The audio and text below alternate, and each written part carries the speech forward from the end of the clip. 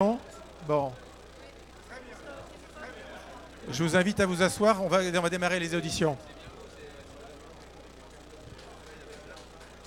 Allez, merci de vous asseoir, s'il vous plaît. S'il vous plaît. Il faut vraiment qu'on démarre, s'il vous plaît. On démarre les auditions maintenant, s'il vous plaît.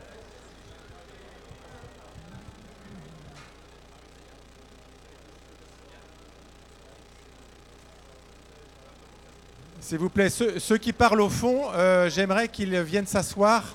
On va démarrer les auditions, s'il vous plaît. Merci. Je suis désolé d'être un peu directif, mais il faut vraiment qu'on y aille. Hein. On va y aller. Même Jean Bureau, tu peux manger assis.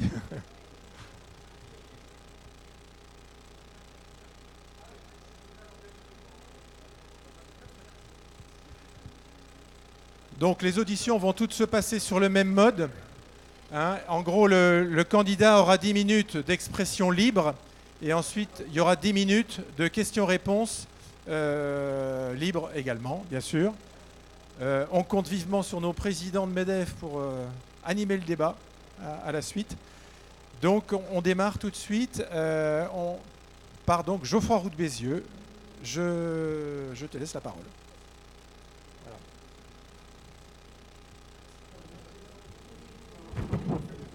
Bon, bonjour à tous. Pas facile de passer à l'heure du déjeuner. Salut. Je vais attendre que tout le monde s'asseye. Je ne sais pas si c'est décompté sur mon temps de parole ou pas. J'espère que... Oui, mais attendez, là, tout le monde n'est pas assis, donc je vais me récupérer quelques minutes. Là, ça ne va pas du tout. Il y a des gens qui arrivent. Je préfère rater mon train et avoir mes 20 minutes, Frédéric, que l'inverse, si c'est possible. Surtout qu'il y a de très bons gâteaux au chocolat sur le buffet. Donc,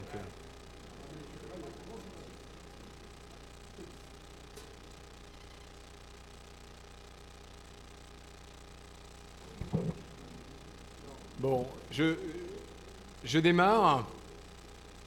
Donc bonjour à tous, je suis très heureux d'être là. Très heureux parce que c'est une région que je connais bien, dans laquelle, je en dirais moi, j'ai investi. Et puis très heureux parce que ce processus d'audition, c'est aussi l'occasion de vous rencontrer, de discuter, d'avoir vos questions.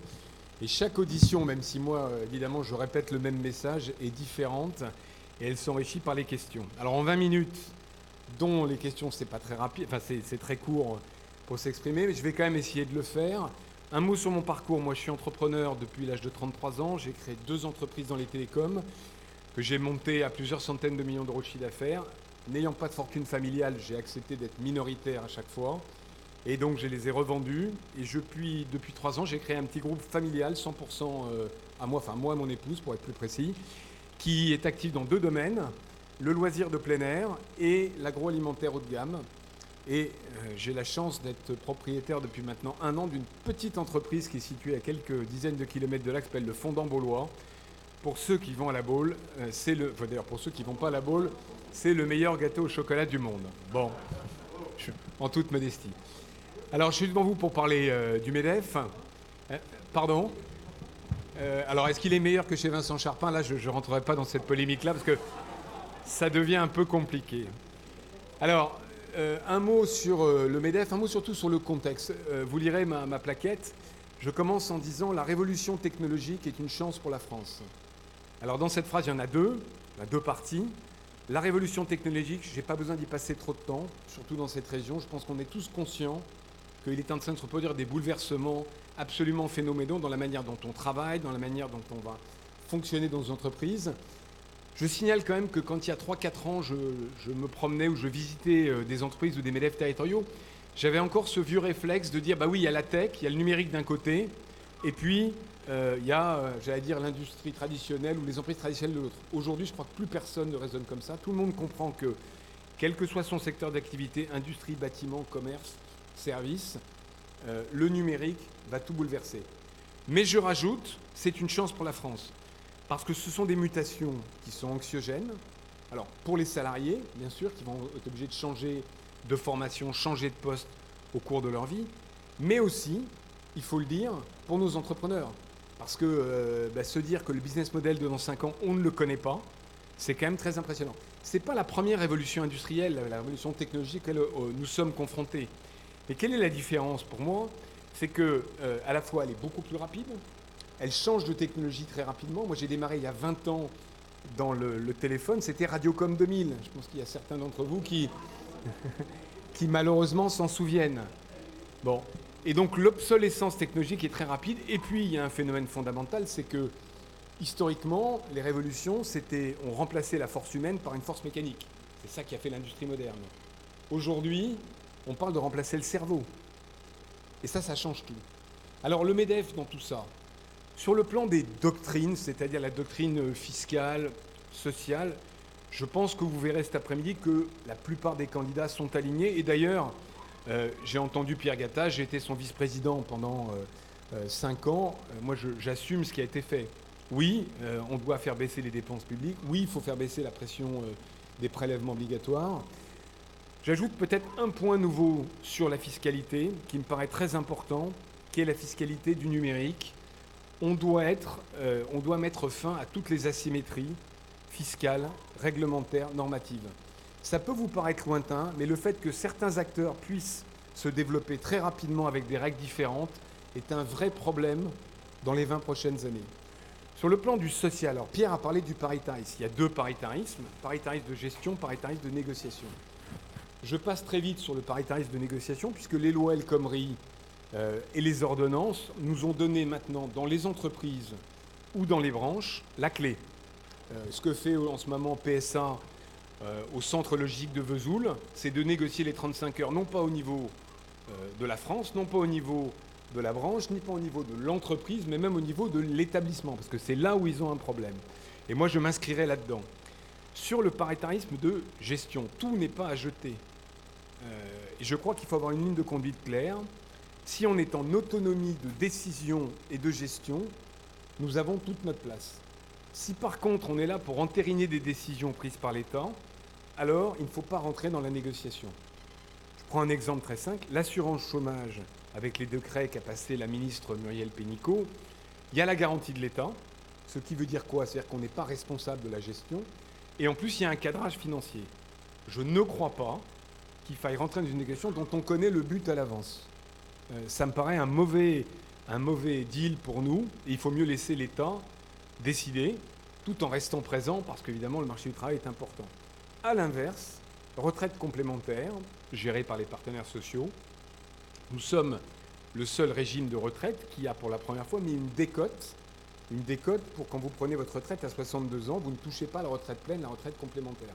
Et on l'a fait avant que l'État touche au régime général. Donc là, on a montré en quelque sorte la voie, et ça, c'est le bon exemple de paritarisme de gestion qui fonctionne.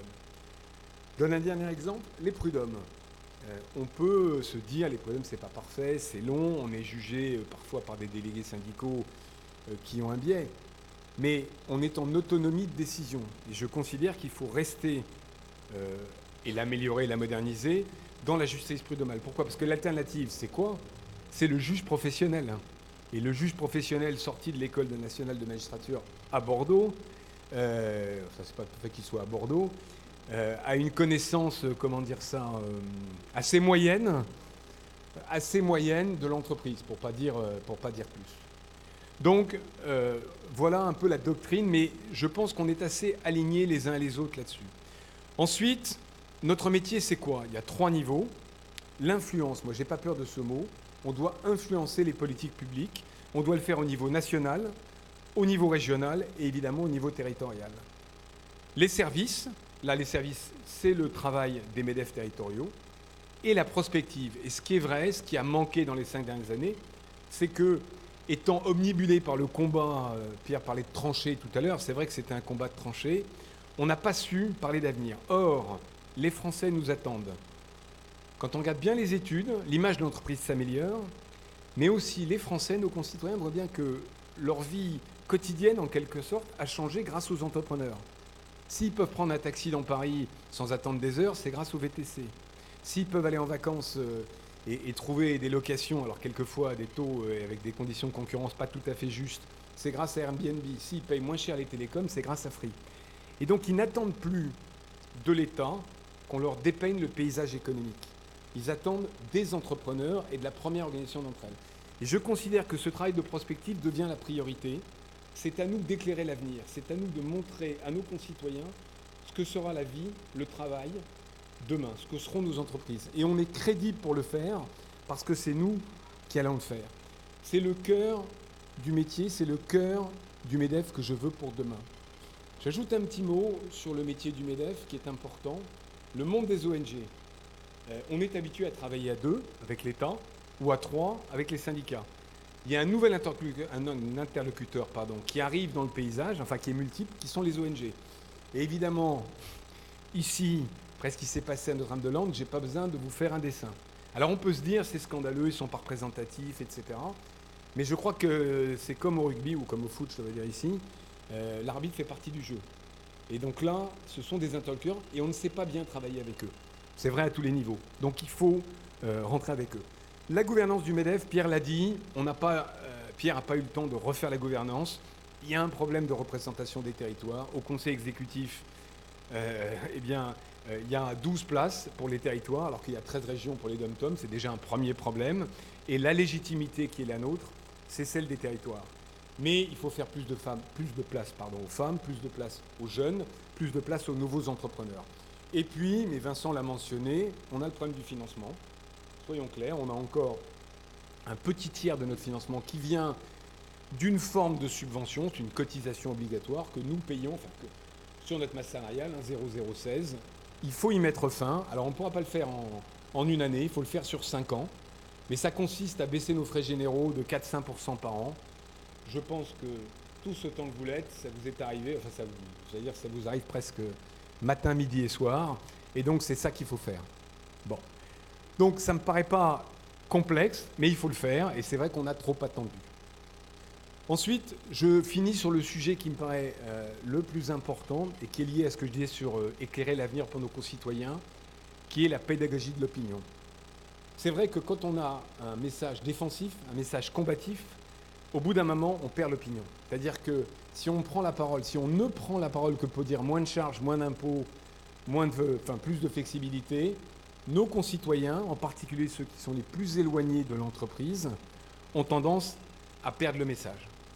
Et donc il faut qu'on revienne avec des messages plus pédagogiques, avec des messages positifs, et surtout, je pense, Pierre a commencé à le faire, avec une multitude de prises de parole et de personnes qui parlent. Aujourd'hui, il y a 4 chaînes de télévision en continu, il y a des dizaines et des dizaines de réseaux sociaux. Il faut absolument qu'on soit présent, parce que sinon, ça sera ma conclusion, je vois qu'on me fait signe, parce que sinon, en 2022, il ne faut pas oublier, 45% des Français ont voté au premier tour pour des partis qui ne veulent pas de l'économie de marché, plus ou moins. Et ces gens-là n'ont pas disparu de la planète, ils sont toujours là. Ce ne sont pas les premiers de cordée, c'est plutôt les derniers de cordée.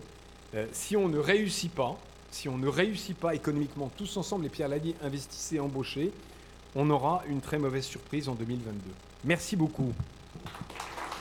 Des questions, c'est ça ? Alors, qui veut poser une question ? On va aller très très vite. Question courte, réponse courte, c'est ça qu'on dit. Samuel Tual, MEDEF Mayenne. Bonjour Samuel. Dans le contexte que tu as décrit, quel est pour toi le portrait robot du futur président, les qualités que devra avoir ce futur président ? Bon, comment ne pas répondre en étant trop mégalomaniaque ? Comment répondre sans être trop mégalomaniaque ? Non, je pense que, au fond, je vais vous faire une réponse qui ne soit pas langue de bois. Les candidats sont tous de valeur, objectivement. Ils ont tous une belle expérience et chacun un focus. Moi, mon obsession, parce que je viens de ce monde-là, le monde de la technologie, et que j'ai été moi-même finalement dépassé par la technologie, c'est ce monde qui est devant nous. Et la mission que je me fixe, c'est justement parce que je suis ancré dans cette technologie, dans ces bouleversements, me mettre en position pour que nos entrepreneurs, et en particulier les patrons de PME et de TPE, soient bien dans ce mouvement-là. Sinon, la France va régresser. Donc voilà finalement la caractéristique numéro 1 du futur président du MEDEF. Comprendre le monde de demain et pouvoir le transmettre autour de lui, et notamment aux adhérents du MEDEF. Autre question. Hubert a une question. Comment envisages-tu tes relations avec le gouvernement, le président de la République? Dans quel rapport? Est-ce que c'est un rapport plus de confrontation, d'alliance, de partenariat? Enfin, voilà, comment le décrirais-tu? Je vais vous faire une confidence. J'étais il y a 10 ans dans la commission Attali. Il y avait un jeune inspecteur général des finances prometteur. Et à l'époque, Jacques Attali disait, et j'étais pas adhérent du MEDEF, je dois le dire, parce que je venais de démarrer, enfin j'avais démarré un peu, les partenaires sociaux, c'est souvent des ralentisseurs de transformation. Il faut qu'on devienne des accélérateurs de transformation. Pour moi, le sujet, il est là. On a un gouvernement qui, objectivement, a mis le pays en mouvement, je ne dirais pas en marche. On peut considérer qu'il y a des choses qui ne sont pas parfaites, et ça sera toujours le cas, notamment sur les dépenses publiques. Mais au total, évidemment, on doit accompagner. Mais si on accompagne, j'allais dire bêtement, sans faire de propositions, on sera vite dépassé. Regardez ce qui s'est passé pour la discussion sur la formation. Au fond, on nous a dit on veut aller là, vous avez 6 semaines pour négocier, de toute façon, si vous n'arrivez pas là, on décidera quand même. Donc, c'est mettre notre rôle en tant que... Alors, j'aime pas ce mot parce qu'il sonne un peu 20e siècle, mais notre rôle en tant que corps intermédiaire qui est mis en cause. D'ailleurs, je rêverais de trouver un autre mot que corps intermédiaire, parce que ça fait filtre. En réalité, à quoi ça sert un corps intermédiaire? Ça sert face à des patrons qui ont des intérêts divergents, des secteurs qui ont des intérêts divergents, à essayer de trouver un consensus pour faire en sorte que la démocratie directe entre l'État et c'est Tocqueville et le citoyen, ça aboutit vite à une dictature. Donc il faut des corps intermédiaires. Mais à nous de prouver notre utilité. Et donc vis-à-vis du gouvernement, je veux être en anticipation, en prospective. Un exemple tout simple. Il y a des mutations d'emploi phénoménales. Prenez un exemple simple, la caisse automatique en grande distribution, qui n'est pas une technologie qui existe. Hein. On parle de plusieurs dizaines de milliers d'emplois qui pourraient être supprimés. Qu'est-ce qu'on fait? Ça ne peut pas être le problème du secteur, c'est un problème citoyen. Comment est-ce qu'on anticipe avec les syndicats, avec les autres branches? Oui, Bertrand Schoep, président du MEDEF bonjour. Juste une question. Quelle est ta position sur la velléité du législateur de remettre en cause l'objet social de l'entreprise? Alors, là, c'est un bon exemple de non-anticipation. Et là, je dois dire, on est tous collectivement responsables parce que ce sujet, on aurait dû l'anticiper. On est tous convaincus qu'on ne crée pas, on ne développe pas nos entreprises simplement pour le bas de ligne. Et j'allais dire, quelle que soit la taille de l'entreprise, on fait tous de la RSE. On va commencer par embaucher des gens, quelquefois non diplômés, et forcément, on tient compte des parties prenantes. Bon. On ne l'a pas fait assez savoir. Si on parle de transition énergétique, il est clair que la solution à la transition énergétique, ce n'est pas l'État qui va les trouver, c'est les entrepreneurs dans leur manière de travailler, etc. Mais comme on ne l'a pas fait assez savoir, arrive une loi qui veut modifier le Code civil. Alors à l'intérieur, je ne vais pas être trop technique, mais il y a deux articles. Il y en a un qui ne pose pas de problème, qui est le choix volontaire fait par un entrepreneur de changer ses statuts pour un motif particulier. Et comme c'est volontaire, il n'y a pas de sujet. Et il y a le deuxième, qui est la modification du Code civil.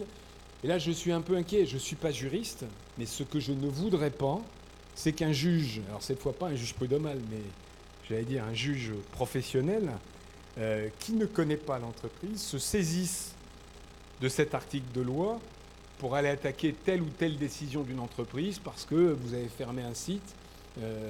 Certes, il n'était pas rentable, mais vous avez détruit de l'emploi, vous avez créé un problème, etc. Et le problème est là. Donc nous sommes contre cette modification parce que je pense qu'elle ne crée rien. Et si le but ultime était de faire connaître ce que font les entreprises en termes de RSE, pas un Français ne va lire le Code civil et cette modification.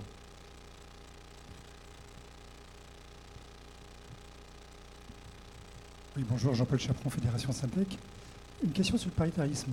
C'est un sujet qui nous préoccupe tous.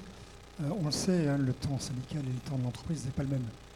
Il y a vraiment 2 échelles de temps qui sont forcément différentes.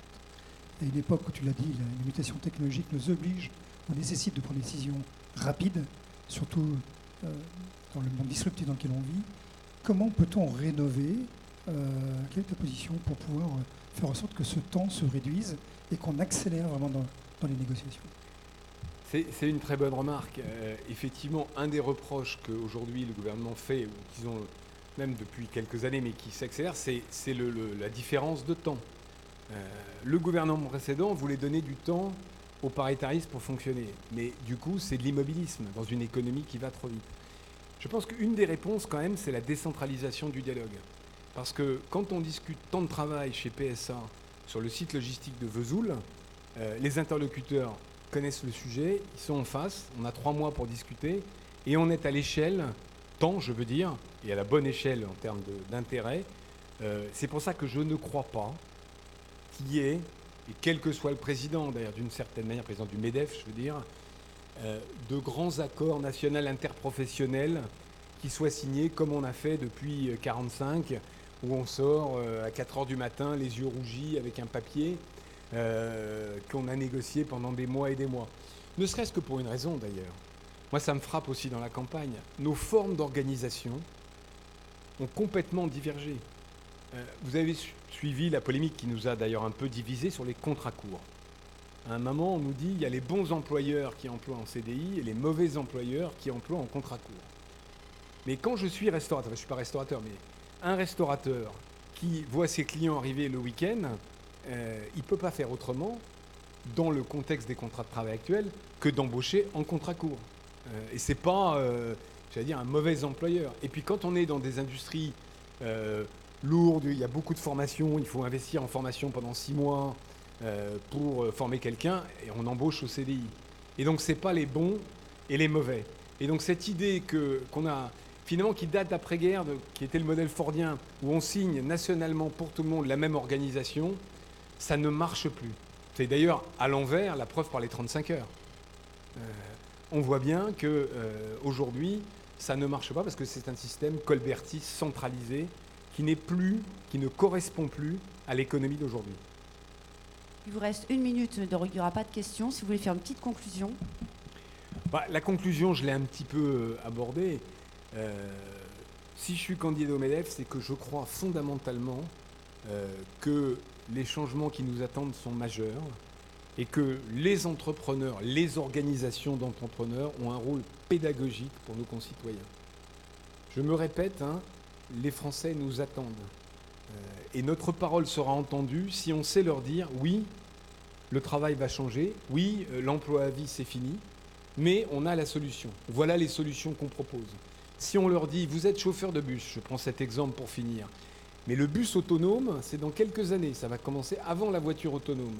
Et donc un bus autonome, il est sans chauffeur. Donc vous êtes rentré il y a 10 ans en croyant que vous allez passer 30 ans dans le même métier, c'est fini. Mais la bonne nouvelle, c'est qu'on va vous donner un compte personnel de formation, qu'on va vous donner la cartographie des emplois, qu'on va vous dire où il faut aller, à condition que vous acceptiez psychologiquement, effectivement, de changer de métier, de changer de formation, de faire autre chose. Je m'arrête, merci de votre attention. Merci, monsieur. Et alors, comme tout s'enchaîne, nous accueillons de suite monsieur Olivier Klotz.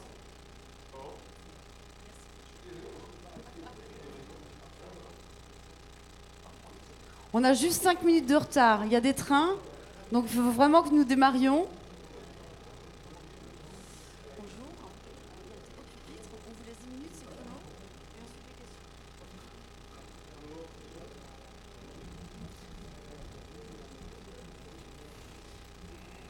Donc je rappelle la règle. Monsieur Klotz, vous avez 10 minutes pour vous présenter, qu'on fasse connaissance et nous vous poserons ensuite des questions pendant ces 10 dernières minutes.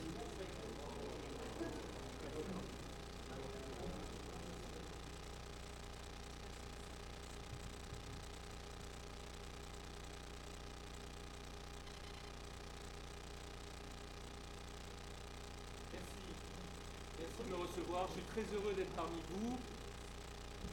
Et vu le dynamisme de la salle, je vais effectivement rester au pupitre. Alors merci de me recevoir. Je viens d'une région réputée riche et ouverte sur le monde, mais je peux vous dire que vous êtes un modèle de dynamisme et d'ouverture sur le monde. Je dois vous saluer de la part de Béatrice Lemoulec. Elle est née à Angers. C'est mon épouse.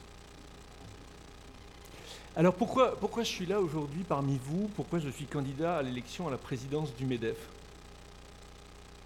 C'est parce que je voyage beaucoup dans des pays où vous n'irez probablement pas en vacances et que la France n'a pas le rang qu'elle mérite et que les gens que je rencontre le regrettent. Alors quels sont ces pays ? J'habite et je travaille dans la région de Strasbourg et je dirige depuis 25 ans la filiale française d'une entreprise industrielle allemande et nous opérons en France une partie de l'Europe, l'Afrique, le Moyen-Orient et le sous-continent indien. Donc je suis plus souvent à Delhi qu'ici. Et la deuxième chose, depuis 6 ans, je suis président d'un MEDEF d'Alsace et constatant ce problème de la place de la France dans le monde, d'une part, constatant les enjeux auxquels nous allons être, les défis auxquels nous allons être confrontés dans les années à venir, j'ai décidé de me présenter. Alors quels sont ces défis ? Au-delà de la transition numérique et de la transition énergétique dont on vous a sûrement parlé, je pense qu'il y a la question de l'environnement et de l'écologie. Il y a un changement de mentalité qui est en train de s'opérer en raison des nouveaux outils avec lesquels nous travaillons et en particulier nos jeunes. Il y a une question qui se pose entre les métropoles dynamiques, et Nantes en est un parfait exemple, et des régions plus retirées qui se plaignent. Il y a un décalage entre les gagnants de la globalisation et ceux qui sont ou qui se ressentent perdants de la globalisation. Il y a le problème du vieillissement de notre population et des flux migratoires.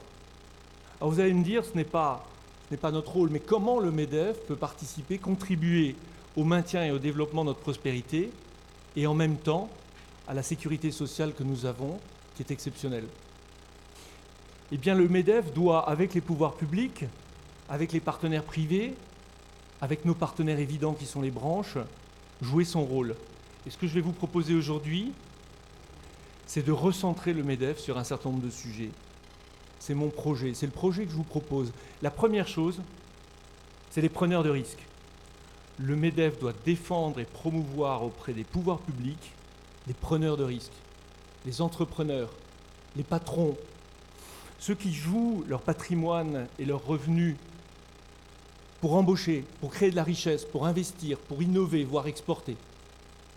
Je crois que les 20 dernières années, quand nous sommes passés de CNPF à MEDEF, nous avons beaucoup parlé de questions sociétales qui sont importantes, mais nous avons un peu oublié celui qui est à l'origine de la richesse de notre pays, l'entrepreneur, le patron. Quel sujet, leur fiscalité, leur couverture sociale, leur responsabilité civile, pour ceux qui étaient là en 2012, quand Nicolas Sarkozy nous a parlé de cette suppression, leur rebond en cas d'échec. Nous devons penser prioritairement à ces preneurs de risques. La deuxième chose, nous avons essayé le choc de simplification. Je ne sais pas si vous l'avez ressenti, mais chez nous, on ne l'a pas ressenti.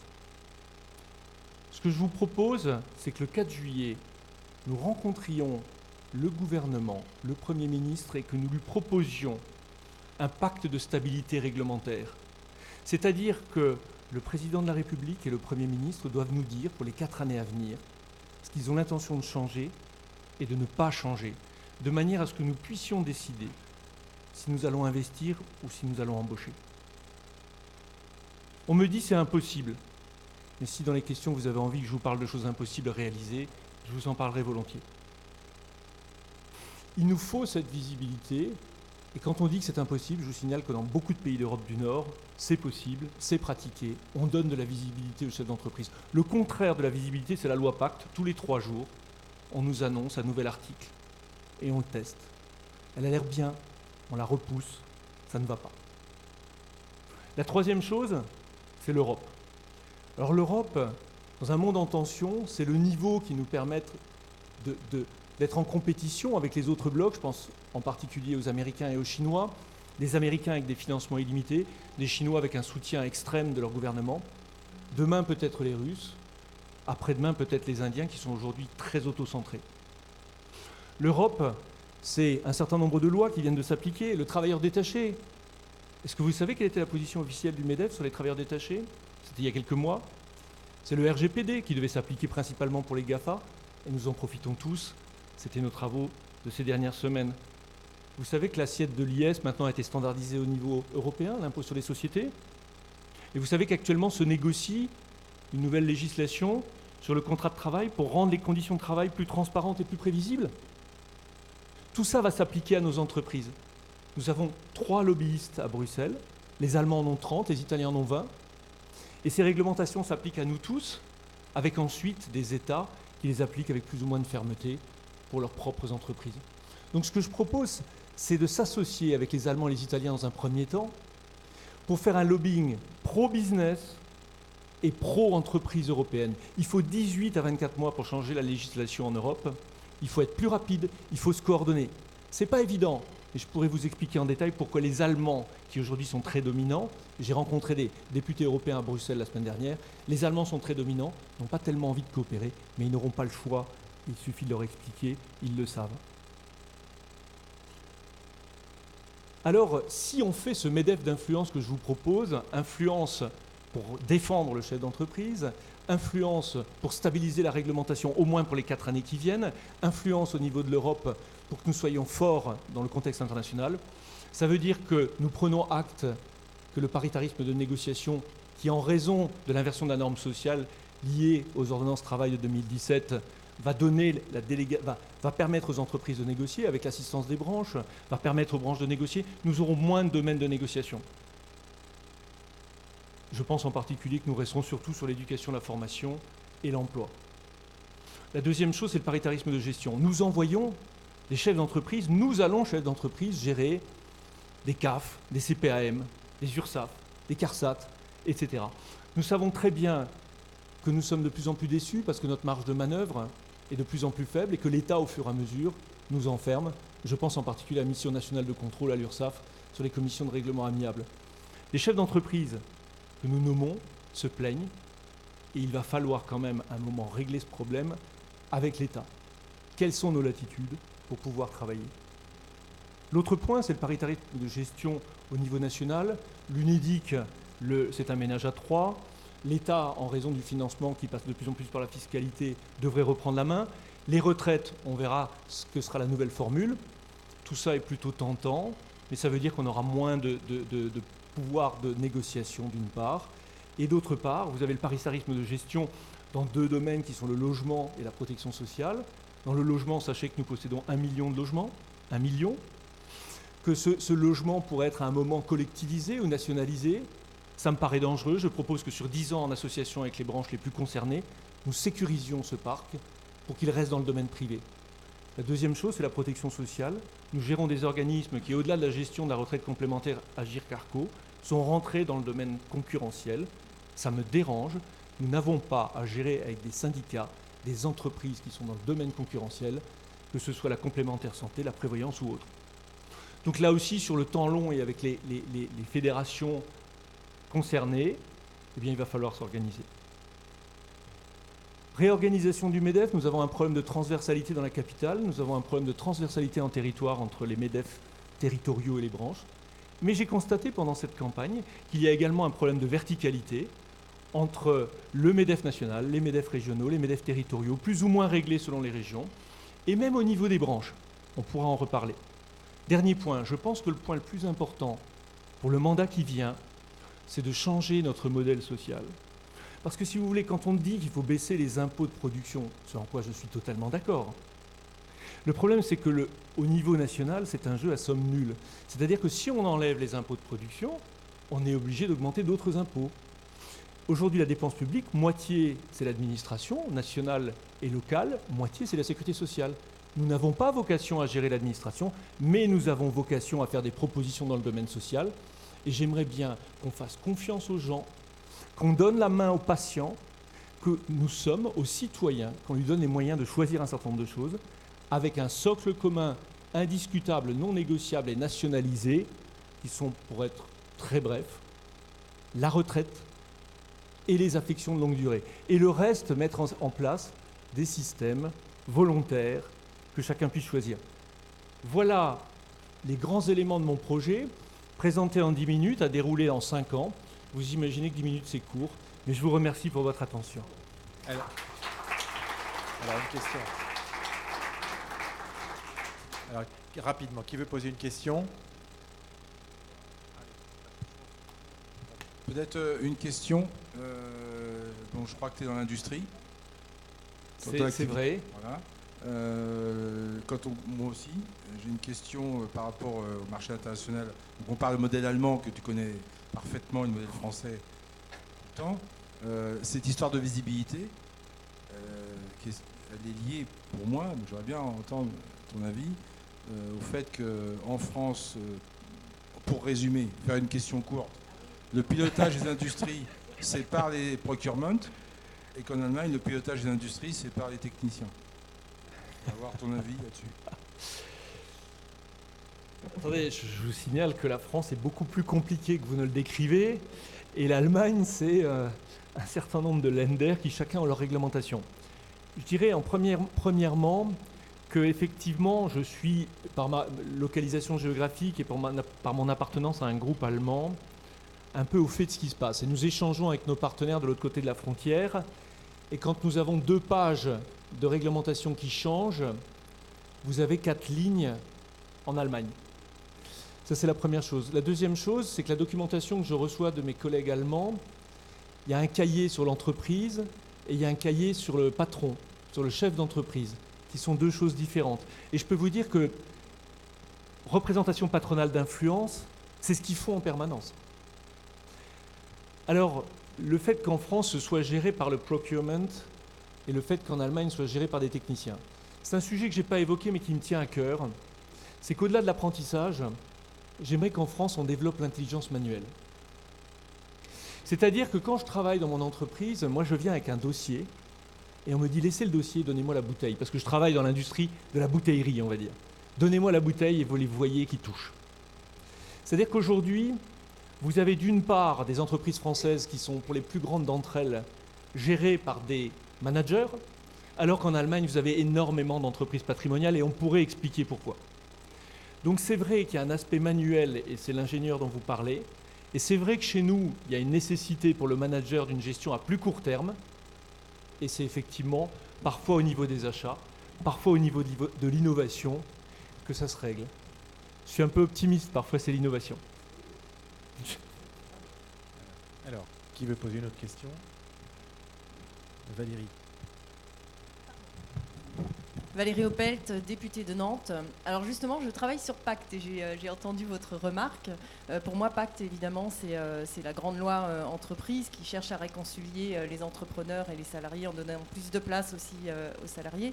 Alors, elle est actuellement en cours d'étude. Effectivement, elle est retardée parce qu'il y a des points très délicats qui peuvent encore bloquer. Je voulais en savoir plus sur votre vision, justement, Pacte. Ah bah, la vision de Pacte, c'est qu'on ne la voit pas. C'est-à-dire qu'au fur et à mesure, on sort les articles, on dit qu'il y en aura 70, à un moment on a dit qu'il y en avait 240 ou 270.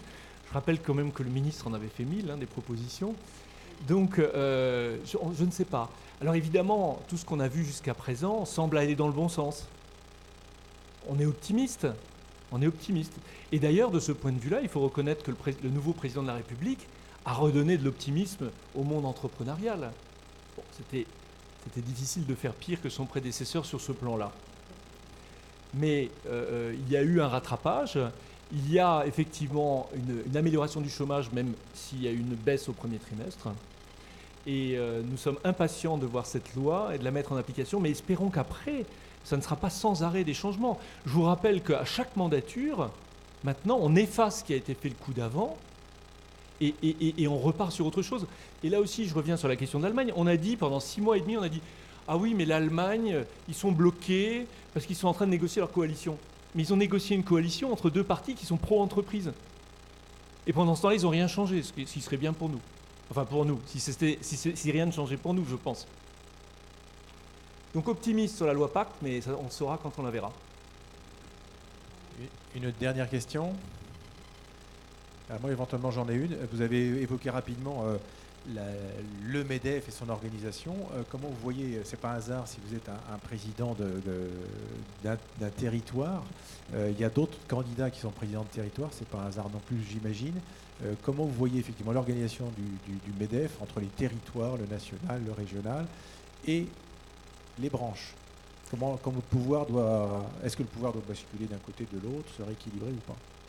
Bon, d'abord, je pense qu'il faut utiliser les méthodes modernes qui ont été appliquées par l'actuel gouvernement, c'est-à-dire une consultation participative électronique pour appel à projet. appel à projet auprès de nos adhérents, des non-adhérents, et puis d'une population qui connaît très très bien le système, c'est les permanents. C'est vrai, j'en parle souvent avec mon délégué général, les permanents ne sont pas assez consultés. La deuxième chose, c'est qu'ensuite, il faut appeler à volontaires et il faut faire des scénarios. Parce que c'est très compliqué, on n'a pas de modèle évident, on ne peut pas copier. Et quand vous avez 87 fédérations, 110 territoires plus les régions, on ne va pas faire une réunion à plus de 200 autour d'une table. Et il faut trouver un modèle participatif qui fait qu'aujourd'hui, la relation nationale locale, c'est top-down. Je ne vais pas rentrer dans les détails, mais il n'y a pas assez de consultation, il n'y a pas assez de représentation du territorial dans les organes de décision de notre institution. La deuxième chose, c'est au niveau des branches. Les branches ont tendance, pour certaines d'entre elles, à avoir un comportement corporatiste et de ne pas travailler ensemble. Elles vont être confrontées dans les prochaines années au problème de la réduction des conventions, du nombre de conventions collectives, qui en fait est à la fois un souhait de simplification, mais en même temps une obligation, parce que les branches, contrairement aux apparences, ont aussi des difficultés financières, comme nos propres MEDEF, pour un certain nombre d'entre eux, sont dans une situation catastrophique. Et il va falloir à un moment remettre sur la table le rôle de chacun, que ce soit branche ou MEDEF. Il va falloir au niveau des branches que le MEDEF, à mon avis, arbitre pour créer des filières, règle le problème donneur d'ordre sous-traitant. Quand je dis filière, prenons l'énergie. Si demain on remplace les centrales nucléaires par du solaire et de l'éolien et qu'on n'a pas prévu la fabrication de ces nouvelles solutions, ce sont les magnétoscopes de 1982. On va transférer tout l'argent à l'étranger. Ça ne va pas, et nous en serons dépendants. Donc il y a un rôle pour le MEDEF de coordination, et d'autre part, il y a un rôle je vous ai dit, vertical, de manière à ce que le MEDEF consulte plus et que tienne plus compte de nos avis, selon une typologie d'entreprise. Vous avez 4 types d'entreprises. Vous avez les grandes entreprises, les ETI, les PME et les TPE. À quel moment on a dit, voilà, les 35 heures, la pénibilité, le prélèvement à la source, voilà l'impact sur la grande entreprise, voilà l'impact sur l'ETI, voilà l'impact sur la PME et la catastrophe pour la TPE. On ne l'a pas fait. Ça, c'est des choses qui sont importantes à discuter et avoir ce type de grille de lecture. Donc, je vous ai dit une consultation, appel à volontaires, rédaction de scénarios, reconsultation sur les scénarios, et ensuite on choisit un modèle et on le teste pendant une certaine durée pour voir si cette nouvelle forme de démocratie interne fonctionne mieux. J'aimerais pouvoir conclure. Allez-y. Une minute. Allez-y. Très bien. Donc en 10 minutes, je n'ai pas pu vous dire grand-chose, mais je me permettrai de faire un rappel avant de vous quitter. La première chose, c'est que je pense que nous devons défendre et promouvoir la prise de risque auprès des pouvoirs publics, auprès du grand public. Nous devons défendre les patrons, les entrepreneurs auprès des pouvoirs publics. Nous devons, au niveau de la société civile, défendre l'entreprise et la promouvoir. Nous devons susciter des vocations.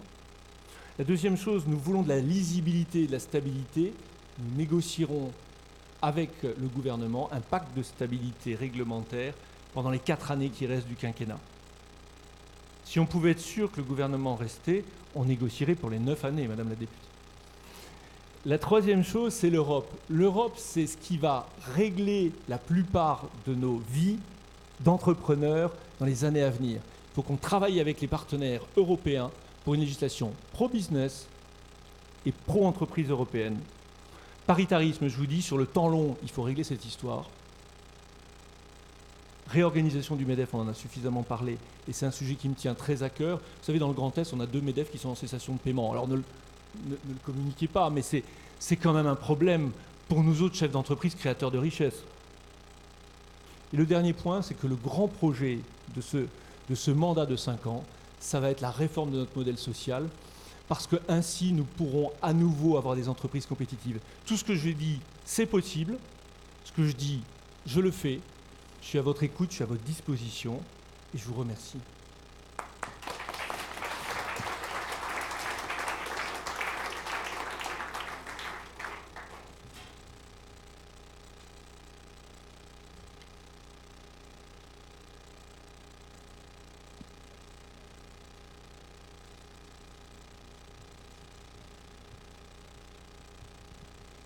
Alors, nous accueillons maintenant Monsieur Patrick Martin. Alors, toujours même principe, 10 minutes où M. Martin se présente et 10 minutes de questions-réponses. Vous êtes minuté, M. Martin, je vous le dis, voilà. Menotté? Minuté. Pas encore.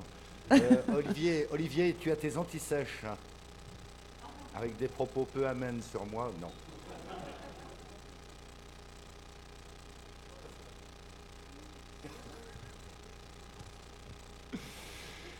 Bien, bonjour à tous. Merci de m'accueillir. J'espère que vous tenez le coup. Je suis donc Patrick Martin. Je suis avant toute chose un entrepreneur. Moi, je pense que notre légitimité syndicale ou militante n'a de sens que si elle est fondée sur un parcours entrepreneurial et de préférence une réussite entrepreneuriale. Je dirige une entreprise patrimoniale dont je suis l'actionnaire majoritaire qui intervient dans 2 secteurs d'activité. D'une part, la distribution professionnelle de produits de fournitures industrielles pour la maintenance des usines, d'équipements de protection individuelle. Au passage, je suis depuis la semaine dernière beaucoup plus implanté dans votre région, donc je cotiserai. Et puis par ailleurs, une activité industrielle de conception, construction, installation de gros biens d'équipement, singulièrement pour l'industrie pétrolière et gazière.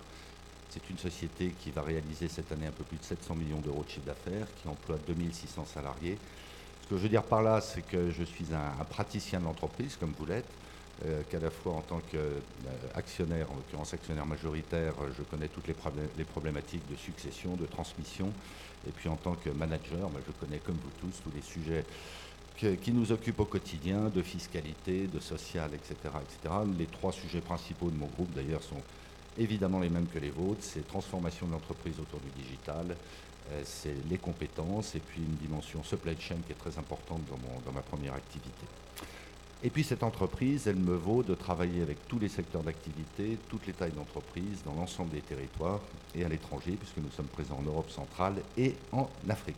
Je suis par ailleurs, c'est bien le moins, un militant de la cause patronale. J'insiste là-dessus, je suis un militant interprofessionnel, et je pense que ce serait bien le moins dans une organisation interprofessionnelle qu'est le MEDEF, qu'à un bon moment, cette organisation soit présidée par une femme d'ailleurs, ou un homme issu de l'interprofessionnel, ce qui me paraîtrait être un gage d'équité, et puis surtout ce qui me paraîtrait être cohérent avec ce que doit être le MEDEF. Les fédérations ont évidemment toutes leurs raisons d'être, les territoires qui sont eux-mêmes interprofessionnels ont toutes leurs raisons d'être. Il faut qu'on ait une organisation interprofessionnelle. J'en dirai un mot de plus.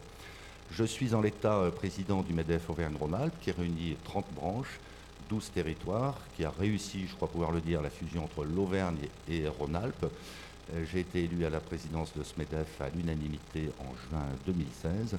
Et si je vous dis que ça se passe bien, ce n'est pas parce que nous sommes inactifs, ce n'est pas le consensus mou. Au contraire, on essaie d'être dans l'action en permanence et on a développé un certain nombre de programmes qui, pour un certain nombre d'entre eux, ont été repris au niveau national. Voilà, donc j'ai véritablement cette fibre entrepreneuriale et militante, et je me suis lancé dans cette course à la présidence du MEDEF avec des idées assez claires. D'abord, une idée assez claire sur la nécessité de nous réformer sur le plan des idées, sur le plan de la gouvernance, sur le plan des actions, parce que notre environnement, tous mes concurrents à bon droit, à juste titre le disent, notre environnement évolue fondamentalement. Qu'on le veuille ou non, ça remet en cause le core business du MEDEF. Et donc, il nous faut être à la hauteur des événements. Et pour tout vous dire, moi, je vis ça extrêmement positivement. Dans nos entreprises, on prend régulièrement des virages stratégiques. Il ne faut pas pratiquer la politique de l'autruche. Il faut être au contraire très allant, très volontaire, très lucide pour appréhender ces enjeux et faire face à nos responsabilités, parce que le MEDEF, ça n'est pas une fin en soi. Derrière le MEDEF, ce qui compte, c'est nos entreprises, c'est l'économie de notre pays. Donc soyons à la hauteur de nos responsabilités. Alors dans cette affaire, je pense qu'on ne sera jamais assez nombreux pour relever ces défis. Chacun dit qu'il faut être collectif dans l'approche. Je le dis pour ma part, et on a engagé d'ores et déjà le processus, puisque Pierre Brageux, ici présent, et Fabrice Le Sachet m'ont rejoint dans le cadre d'une alliance qui se veut réformiste, au sein de laquelle nous sommes parfaitement alignés en termes de valeurs et en termes de programme. Ce n'est pas une alliance de circonstances, ce n'est pas une alliance électoraliste. Elle s'est nouée d'ailleurs assez en amont de la campagne, et elle est totalement ouverte à qui partagera ces valeurs et ce programme. Alors, le socle de ce programme, c'est quoi? C'est de donner à nos entreprises les moyens de leurs ambitions, singulièrement les moyens de la nécessaire transformation auxquelles elles doivent faire face. Je dis bien de toutes nos entreprises, pour travailler dans l'industrie. Pour être moi-même en partie industriel, je vois bien que l'enjeu est particulièrement sensible pour l'industrie. Mais ces enjeux de digitalisation, ces enjeux de transformation avec une dimension technologique, mais surtout une dimension humaine, ils impactent l'ensemble de nos secteurs d'activité. La grande distribution, par exemple, le vit assez cruellement en ce moment. Et donc, en face de ces enjeux, de ces urgences, dans certains cas, il nous faut d'une part restaurer le niveau de marge de nos entreprises, qui d'ores et déjà, par comparaison avec celui de grands concurrents européens et américains, est en retard d'à peu près 10 points. Sinon, on n'aura pas les moyens financiers de nos ambitions. Gros focus sur les impôts de production en particulier. Deuxième levier, aller beaucoup plus loin que ce qui vient d'être fait et qui va dans le bon sens pour autant en matière d'orientation, de formation continue et de formation technique. On a tous en tête qu'on raisonne à l'intérieur d'un budget contraint sur la formation professionnelle de 1,68%, il n'a pas changé. La vraie vie, celle que nous connaissons tous, celle que je pratique dans mon entreprise, c'est que d'ores et déjà on est à 4 ou 5% de la masse salariale engagée en formation parce que les transformations auxquelles nous devons faire face sont très lourdes.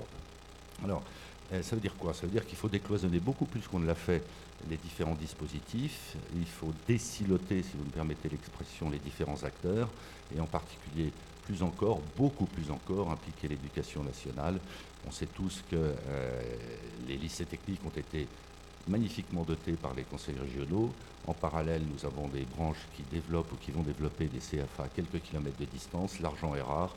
Arrêtons de raisonner en logique budgétaire, en logique statutaire. Il faut tirer des synergies de ces différents outils et je pense que tout le monde s'en portera bien. Ensuite, un focus sur la gouvernance. Un focus sur la gouvernance parce que ma conviction est que le MEDEF est insuffisamment présent, particulièrement au niveau de l'Union européenne. 3 salariés, 30 pour les Allemands, 20 pour les Italiens. J'ai beaucoup d'admiration pour l'Italie, je parle surtout de l'Italie du Nord. Il ne faut pas s'étonner à partir de là que sur le plan normatif, dans l'industrie, mais c'est vrai dans la banque, c'est vrai dans l'assurance, c'est vrai dans le médicament, beaucoup de normes européennes soient décalées par rapport à nos aspirations, soient largement inspirées par les normes allemandes, qui sont de bonnes normes, mais sont les normes allemandes. Et donc ça contraint nos industries, ça contraint nos entreprises à s'adapter et à remettre en cause leurs propres organisations. Et puis être beaucoup plus présent au niveau européen, parce qu'on le sait tous, il y a des enjeux qui dorénavant nous dépassent, qui sont des enjeux structurels, structurants, tous ces enjeux technologiques, tous ces enjeux de grandes infrastructures, les problèmes d'accès aux matières premières stratégiques, et puis les enjeux de négociation internationale. Là aussi, comme en toute chose, j'essaie de parler d'expérience, j'essaie de parler de faits concrets. Typiquement, ce qui se passe sur la judiciarisation des transactions en dollars est extrêmement pénalisant pour nos entreprises. La mienne, en particulier, est en train de se replier brutalement d'Iran parce qu'on sait qu'on prend un risque majeur si on continue à travailler là-bas en dollars et on ne peut pas travailler autrement qu'en dollars. Voilà, donc un volet international et européen, un volet territorial. Alors ma fille, mon origine, je dirais, est territoriale. Je omis de préciser qu'avant d'être président de la MEDEF régionale, j'avais été président de la MEDEF territoriale. Je sais combien nos MEDEF territoriaux et régionaux sont opérationnels. Je sais aussi que leur image est finalement meilleure que celle du MEDEF national et qu'il y a un écart qui se creuse entre les deux et qui pose un vrai problème existentiel pour le MEDEF. Je prends 2 exemples. Pour déployer la réforme de l'apprentissage, pour développer le dialogue social en entreprise, on aura plus encore qu'hier besoin de nos MEDEF territoriaux et régionaux. Pourquoi ? Parce que beaucoup de branches, je parle sous votre contrôle, beaucoup de branches ne sont pas structurées territorialement et ne pourront pas déployer ces actions-là. Or, ces actions, ces décisions, ces réformes vont dans le sens de ce que nous souhaitions. Il faut que nous les réussissions et si on ne les réussit pas, le gouvernement tel qu'il fonctionne ira à la cible et nous dira vous n'avez pas été capable d'assumer vos responsabilités, vous n'avez pas rendu service à vos adhérents, donc nous reprenons la main.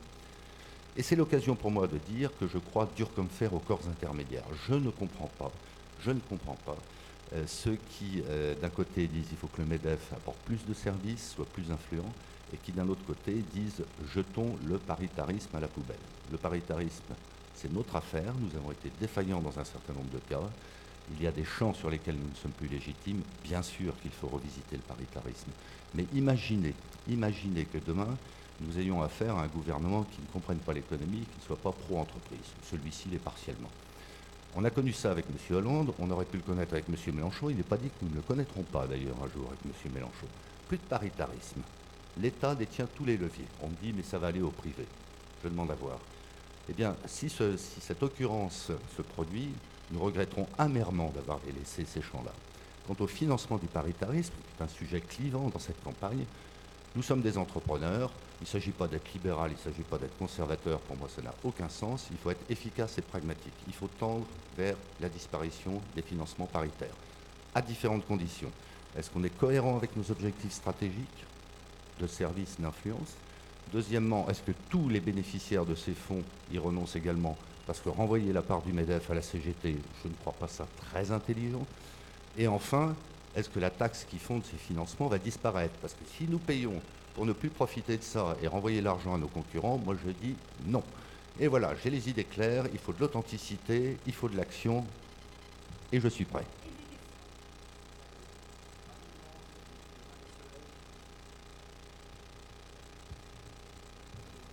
Bonjour, Jean-Paul Chaperon, Fédération Syntec. Je connais bien un de vos colistiers, Fabrice en l'occurrence. Ouais. Comment fonctionne une gouvernance à trois? Parce que vous étiez de mémoire chacun candidat, ouais. Vous êtes réunis. Qu'est-ce qui fait que finalement, comment ça va fonctionner? Alors, je vais déjà vous faire une réponse qui vous surprendra. Ça fonctionne bien parce qu'on s'entend très bien. Et je pense que dans cette maison, je parle du MEDEF national, hein, plus de convivialité, plus de complicité serait bien. Le MEDEF doit être un champ de convergence et de co-construction et pas un champ de confrontation. Après, on est très transparent, très ouvert sur la manière dont ça se passe. C'est une alliance de valeurs, c'est une alliance de programmes, ça n'est pas une distribution de postes. La meilleure preuve, c'est que matin, midi et soir, nous annonçons que cette alliance est ouverte. Vous imaginez bien que si on s'était réparti les postes, le sous-secrétariat d'État aux anciens combattants, etc., etc., ce dispositif, ces petits arrangements entre amis, voleraient en éclats. Et moi, je ne veux pas participer à cette course à l'échalote à laquelle, assez normalement, on participe les uns et les autres actuellement, c'est-à-dire je te promets 450 vice-présidences et tu votes pour moi. On n'est pas du tout dans cet esprit. Question rapidement. Il faut vous lancer, hein. Faut pas hésiter. Bonjour. Très vite, alors comment pensez-vous communiquer avec la population française qui n'est pas spécialement entrepreneuriale? Alors, je ne suis pas sûr qu'elle ne soit pas entrepreneuriale. Il y a quand même des évolutions extrêmement intéressantes. La cote de l'entreprise et des patrons, alors plutôt des PME, qui n'en finit pas de s'améliorer et qui est dans le haut du classement maintenant. Bravo. Le développement sur lequel on peut s'interroger de l'auto-entrepreneuriat, les créations d'entreprises. Donc je pense qu'il faut bien distinguer la cote de l'entreprise des patrons, la cote de l'institution patronale MEDEF, et à l'intérieur, je réaffirme que le MEDEF national porte sa croix, je dirais, mais que nos MEDEF territoriaux et régionaux ont une image bien meilleure parce qu'on est plus proche, plus réactif, plus opérationnel. Alors, il y a deux sujets. Le premier sujet, c'est reprendre la main dans le combat des idées. On est trop en défensif, ce qui se passe sur l'objet social, c'est désolant pour nous, alors qu'on a tellement à faire valoir. Mais on a été cornérisé, ringardisé, à mon avis de manière très organisée, de sorte qu'on est obligé de se justifier là où on a à nouveau tellement à dire de positif. Donc regagner ce combat des idées, moi je vous le dis franchement, j'ai la nostalgie, certains d'entre vous l'ont connu, de l'époque de Denis Kessler. Alors on pouvait ne pas être toujours d'accord avec lui, sa personnalité était parfois un peu dérangeante, moi je l'aime beaucoup, mais on était en flèche sur le combat des idées. Et après il faut propager ces idées, peut-être faire moins de communication au sens traditionnel du terme, faire plus d'influence, le faire de manière éthique et légale, bien entendu, mais je cite volontiers cet exemple des enquêtes d'utilité publique. Nous, on est là avec nos petits bras, nos petites jambes, notre bonne volonté. On est 40, et puis séance tenante, il y a 40 000 personnes qui se déclarent contre un projet, certains habitent en Papouasie-Nouvelle-Guinée, d'autres en Mongolie extérieure, parce que ces gens maîtrisent des outils de communication qu'à l'heure actuelle, on ne maîtrise pas suffisamment au MEDEF. Donc du contenu, parce que c'est ça l'essentiel, et je dirais du contenant pour briller.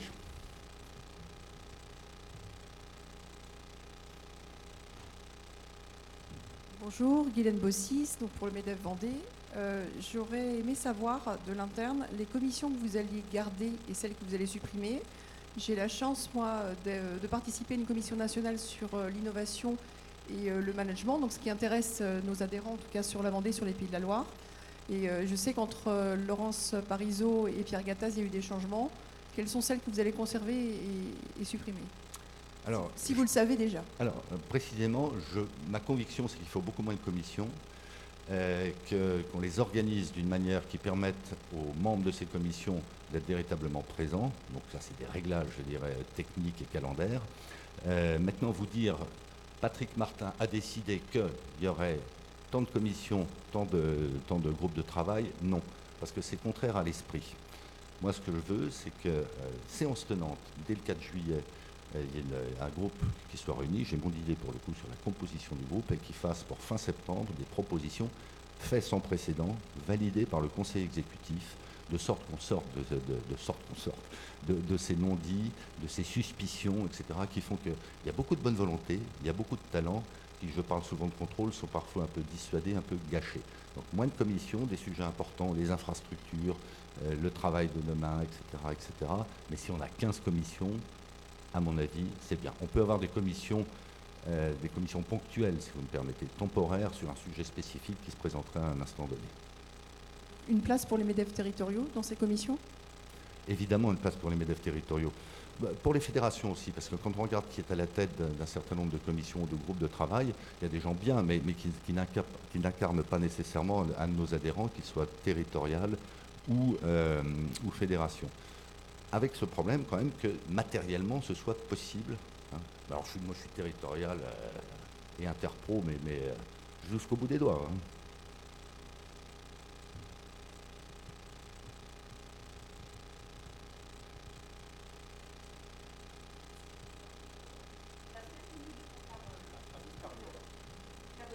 Alors, c'est juste une question économique sur les équipes financiers des MEDEF. Ça doit être pareil dans ta région. On voit qu'il y a une massification des grands cotisants qui de plus en plus vont cotiser sur le national. Alors, ça se fait progressivement, mais on sent bien la tendance. Et donc, on perd de la cotisation en local et on en regagne au national. Comment tu vois la régulation de ça? On n'en gagne pas au national. Hein. On voit d'une année sur l'autre, les cotisations n'augmentent pas significativement au niveau du national.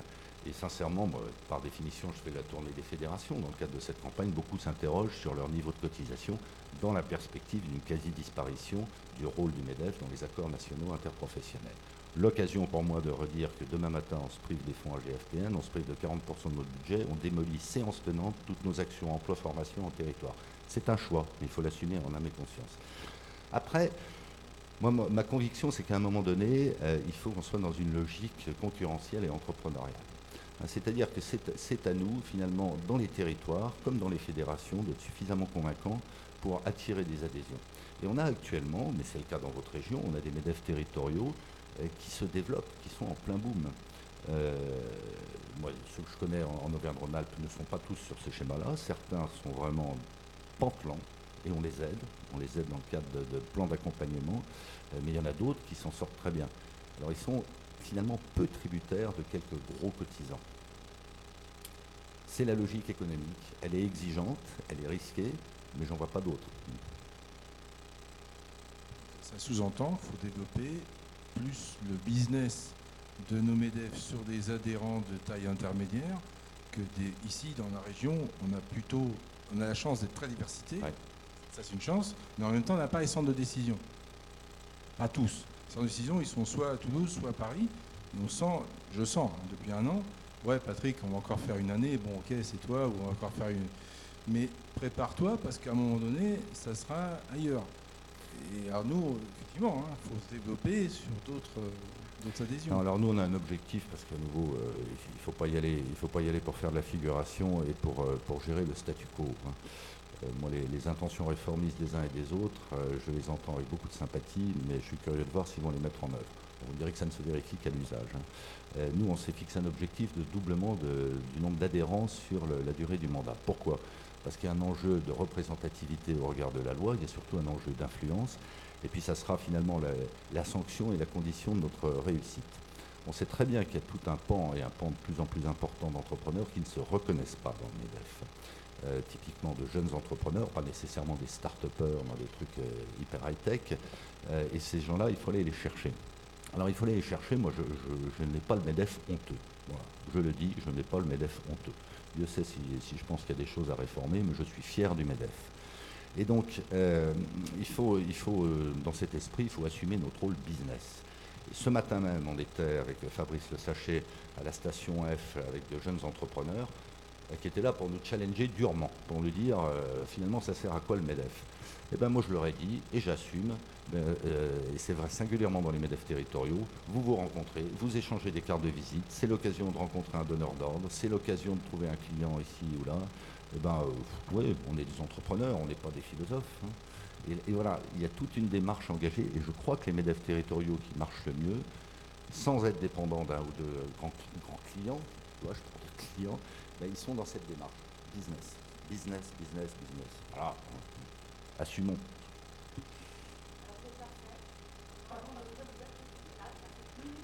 Mais il faut que je conclue. Non. Oui, mais on a le même train. Ah oui, mais je te bouffe du temps, là, Dominique.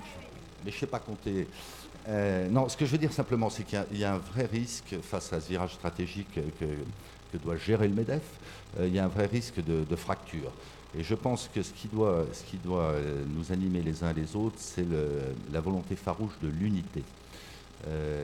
Quoi qu'on en dise, hein, ces vieilles oppositions qui ne correspondent plus à l'économie d'aujourd'hui, industrie, services, etc., c'est mortel. On sait très bien que dans la vraie vie, tout ça est très croisé.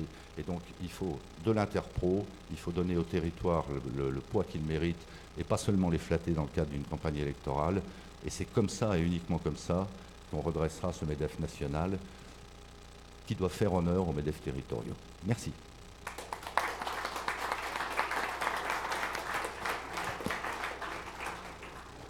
Dominique Carlac, c'est à vous. Donc, selon le principe habituel, 10 minutes de libre parole pour vous présenter et puis 10 minutes de questions-réponses avec la salle. Merci. Alors bonjour à tous. Donc à la fin de la journée, vous aurez entendu les 6 candidats et vous vous demanderez comment je choisis, qui je vois incarner la présidence du MEDEF en 2018. Parce que finalement, vous trouverez qu'on a pas mal de points communs, pas mal de choses qui ne nous distinguent pas beaucoup. Donc qu'est-ce qui va nous distinguer? Je pense que c'est la vision qu'on peut avoir de celui ou de celle qui incarnera l'ensemble des entreprises françaises en 2018. Alors, comme j'ai un petit déficit de notoriété, je vais me permettre de parler un tout petit peu de moi dans les 10 minutes qui me sont assignées. Donc, je m'appelle Dominique Carlac, je suis bretonne, je suis née à Pontivy. J'ai 2 enfants, je suis entrepreneur. J'ai mon entreprise encore très majoritairement, à 88%, que je préside, que j'ai créée il y a 27 ans à Grenoble. Je suis partie de Bretagne pour Grenoble pour mes études et j'y ai fondé mon entreprise. Et en matière de militantisme patronal et entrepreneurial, je suis engagée depuis 20 ans dans mon syndicat professionnel que je préside depuis 4 ans, l'association des conseils en innovation, avec 4000 consultants spécialisés en innovation. C'est comme cela que je suis rentrée au MEDEF. Et il y a 5 ans, donc je me suis engagée au MEDEF, donc maintenant je suis adhérente MEDEF 75, et j'ai 2 commissions nationales. La commission nationale comité sport, où il y a eu un petit fait d'armes, c'est que j'étais à Lima pour l'attribution des Jeux à Paris 2024, parce que j'avais fait monter le monde économique dans la candidature. Et puis j'ai la commission dynamique entrepreneuriale, qui consiste à inoculer le virus entrepreneurial partout où on peut, et notamment là où il ne pousse pas naturellement, c'est-à-dire dans les quartiers, dans le monde rural, chez les militaires, chez les sportifs, chez les femmes. Partout où on peut pousser des gens à partir dans l'entrepreneuriat. Pourquoi je suis entrée en candidature? J'ai souvent pour habitude d'expliquer qu'à chaque époque, son candidat est son président. Quand en 1997, Ernest-Antoine Seyer a été élu, il a été élu sur un programme et sur un slogan qui disait « En avant l'entreprise ». En avant l'entreprise, c'était faire passer l'organisation patronale CNPF à quelque chose qui allait devenir le MEDEF, le mouvement des entreprises, parce qu'on passait d'une organisation de patrons à une organisation d'entreprise. Il fallait marketer pour rendre plus compréhensible l'utilité des entreprises dans notre économie. En 2005, Laurence Parisot est élue en allant plus loin dans l'acceptation sociale ou sociétale de l'entreprise, et elle dit « l'entreprise, c'est la vie ». Et elle ouvre l'entreprise à plus de choses qu'on ne l'avait déjà ouvert. Et en 2013, Pierre arrive Et lui, il arrive dans un contexte extrêmement compliqué politiquement, pas forcément pro-entreprise, ou en tout cas pas si évident que ça. Et donc, il a un slogan qui est un MEDEF de combat. Aujourd'hui, face à deux éléments que sont le politique extrêmement agile, l'exécutif extrêmement agile, rapide, jeune, la moitié de l'Assemblée nationale, effectivement, ayant déjà connu l'entreprise, d'un côté. Et de l'autre côté, les mutations accélérées de l'économie, avec cette fameuse économie 4.0, où la donnée, la data, les usages, le partage envahissent, si je puis dire, les stratégies des entreprises. Face à ces mutations économiques hyper rapides, je pense que nous devons changer de posture et nous devons incarner un patronat et des entreprises mutantes, rapides, qui peuvent être force de proposition. Et c'est un peu pour ça que je suis partie en campagne, parce que mon parcours, c'est l'histoire d'une mutante. Bon, je vous ai dit, je suis née à Pontivy. Moi, je viens du monde agricole et je conseille toute la journée l'industrie. J'ai été sportif de haut niveau et je suis devenu entrepreneur et non pas prof de gym ou kiné. Je suis rentré dans le conseil et l'ingénierie, là où c'était que des hommes ingénieurs de plus de 50 ans, et moi, je n'étais pas ingénieur, j'étais une femme et j'avais moins de 30 ans. Donc j'ai toujours, dans mon parcours, incarné la diversité créatrice de valeur, c'est-à-dire quelqu'un qui saute d'idées nouvelles en idées nouvelles et qui arrive à imposer un nouveau style. Et c'est pour ça que je suis entré en campagne aujourd'hui avec 3 convictions profondes. La première, c'est que si nous voulons rester audibles, si nous voulons rester dans le radar, nous devons nécessairement travailler ensemble et ne plus subir notre MEDEF cloisonné et désordonné. Entre les clivages territoire, national, branche et services manufacturiers, on a trop de clivages pour pouvoir être efficace, pour pouvoir être fédéré. Je pense que le prochain président du MEDEF ou la prochaine présidente du MEDEF devra être un fédérateur qui permette de passer à l'action de manière agile et rapide. Et la vision dans ce cadre-là, dans cette conviction-là, la vision que j'ai du MEDEF, c'est 3 choses. Le premier, c'est être un influenceur et efficient et inspirant. C'est-à-dire, en gros, la boîte à idées de la République. Pourquoi ? Parce que sinon, on va disparaître du radar. Et la boîte à idées de la République, c'est avant tout un changement de posture, ne pas incarner un patronat râleur, ronchon, grognon qui réclame tout le temps. C'est un impératif catégorique de maîtriser notre compétitivité et de l'améliorer. Mais on a d'autres moyens de communication et de posture et d'influence pour y arriver. Donc ça, c'est le premier point, être un influenceur efficace et inspirant pour pouvoir faire des propositions et qu'on nous entende et qu'on nous écoute. Là où en ce moment, on est un tout petit peu chahuté depuis quelques mois. Deuxième vocation du MEDEF, être un mouvement utile aux entreprises. J'entendais même prédécesseurs dire à peu près la même chose avant. Il faut que nous puissions rendre des services et que la cotisation serve à quelque chose pour nos entreprises, sans pour autant être une société de services concurrente à nos propres adhérents. Nous devons être utiles aux entreprises. Troisième vocation du MEDEF, nous devons rester un partenaire social. Il y a eu beaucoup de débats qui ont été poussés assez loin. Je crois encore au paritarisme sur les choses qui nous sont utiles, nous, chefs d'entreprise. Et partout en se promenant dans les auditions, que ce soit dans tous les territoires, les branches, tout le monde dit la même chose. On a du mal à recruter. C'est particulièrement vrai vu ce que j'ai entendu aujourd'hui ici, parce que vous êtes sur un chômage plus faible qu'ailleurs. Donc c'est encore plus en tension de trouver à recruter. Deuxième sujet sur lequel on doit être dans ce paritarisme que je qualifie de frugal, c'est-à-dire en faire un peu moins mais plus efficace pour les entreprises, l'emploi donc et la formation. On doit absolument rester dans ces deux thématiques. Alors, les priorités que je verrais si j'étais élue présidente du MEDEF le 3 juillet, c'est 4 d'entre elles. La première, c'est pour les entreprises elles-mêmes, les aider, les accompagner dans cette économie 4.0. Et cette économie 4.0, c'est se dire, aujourd'hui, on a un outil formidable, le MEDEF, qui réunit tout le monde, qui réunit tous les métiers, toutes les fédérations, que ce soit le manufacturier, les services, les données et les territoires. Je pense que nous pouvons rendre utile le MEDEF à tous les territoires et à toutes les branches dès lors que nous travaillons ensemble sur des bassins d'emploi où, je prends l'exemple ici, mais je pourrais prendre le même à Toulouse, si le GIFAS se met à travailler avec Syntec Numérique et avec le MEDEF Pays de la Loire ou Loire-Atlantique, je pense qu'on peut travailler ensemble à faire des territoires de compétitivité en task force. Ça, c'est pas dur parce qu'on est tous là. On est tous là, et là, on est dans l'action. On n'est plus dans la politique, on n'est plus dans la gouvernance. Si on fait des task force sectorielles, ancrées sur des bassins d'emploi, mobilisant nos fédérations, quelles qu'elles soient, services ou manufacturiers. La deuxième priorité que je vois, outre les priorités pour les entreprises, c'est pour l'économie France. C'est que, je vous l'ai dit, je souhaite que le prochain ou la prochaine présidente du MEDEF puisse incarner le capitaine de l'équipe de France économique.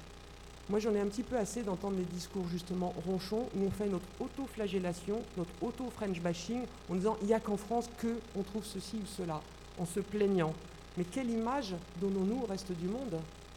Moi, je préfère surfer sur une image positive de fierté de nos entreprises pour dire nous sommes l'équipe de France et nous pouvons, sur des sujets transversaux, emmener les petites, les moyennes, les grosses et les start-up entreprises à l'export comme en région.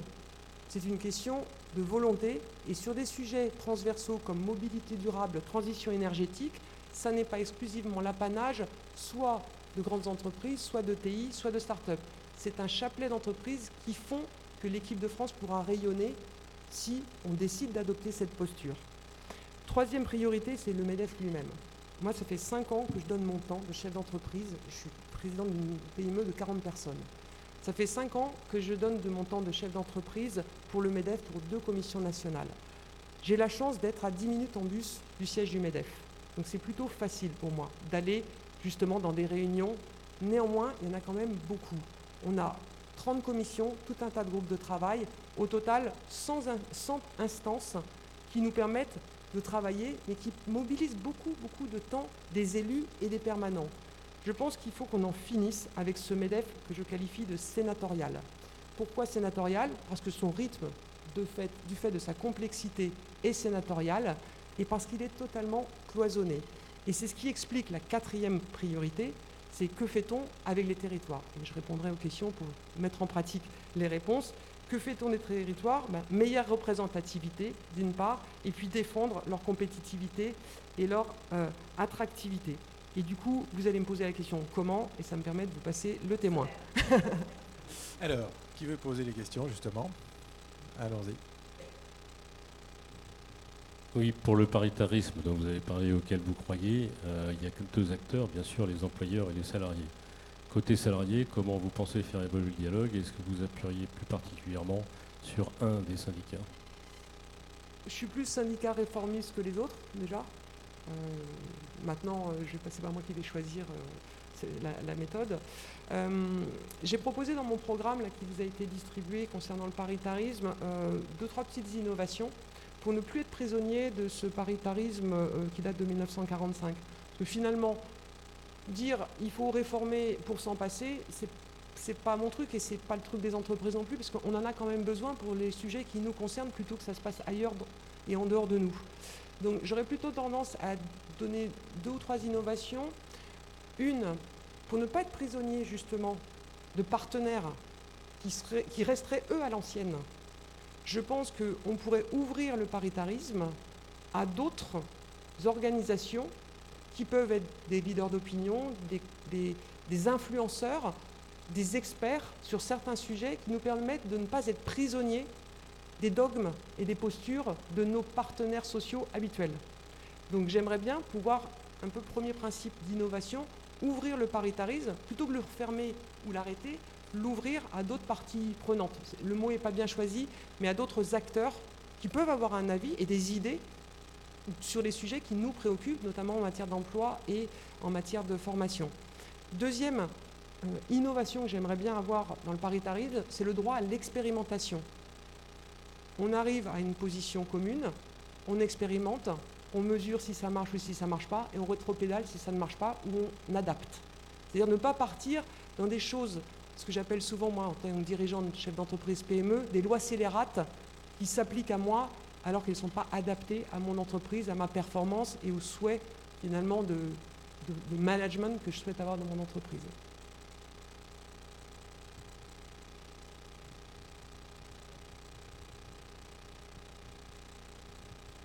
Vous avez dit tout à l'heure que le MEDEF national pouvait sembler avoir un train de sénateurs. Et vous avez dit aussi que les MEDEF territoriaux, demain, seraient peut-être les MEDEF les plus efficaces. Est-ce qu'il faut demain, est-ce que vous pensez, c'est une question un peu financière, revoir le niveau d'importance du MEDEF national au profit des MEDEF territoriaux? Alors, j'ai répondu dans mon programme aussi par plusieurs propositions et qui vont répondre à votre question. Si on prend sous l'angle de la gouvernance, et ça arrivera à l'argent, si on prend sous l'angle de gouvernance, premier sujet, quand j'ai vu à l'AG, la dernière AG à Paris, la composition du conseil exécutif et des représentants territoriaux, en fait, je n'ai pas compris la règle. Et donc, comme m'avait dit Madame Aubry, quand il y a du flou, il y a un loup. Ça veut dire qu'il n'y a pas une règle, en fait. Donc, première chose, déjà, statutairement, je dis bien statutairement, dire qu'il y a 13 postes au conseil exécutif pour les territoires, c'est-à-dire les 12 régions métropolitaines, plus un poste pour l'ultramarin, mais statutairement.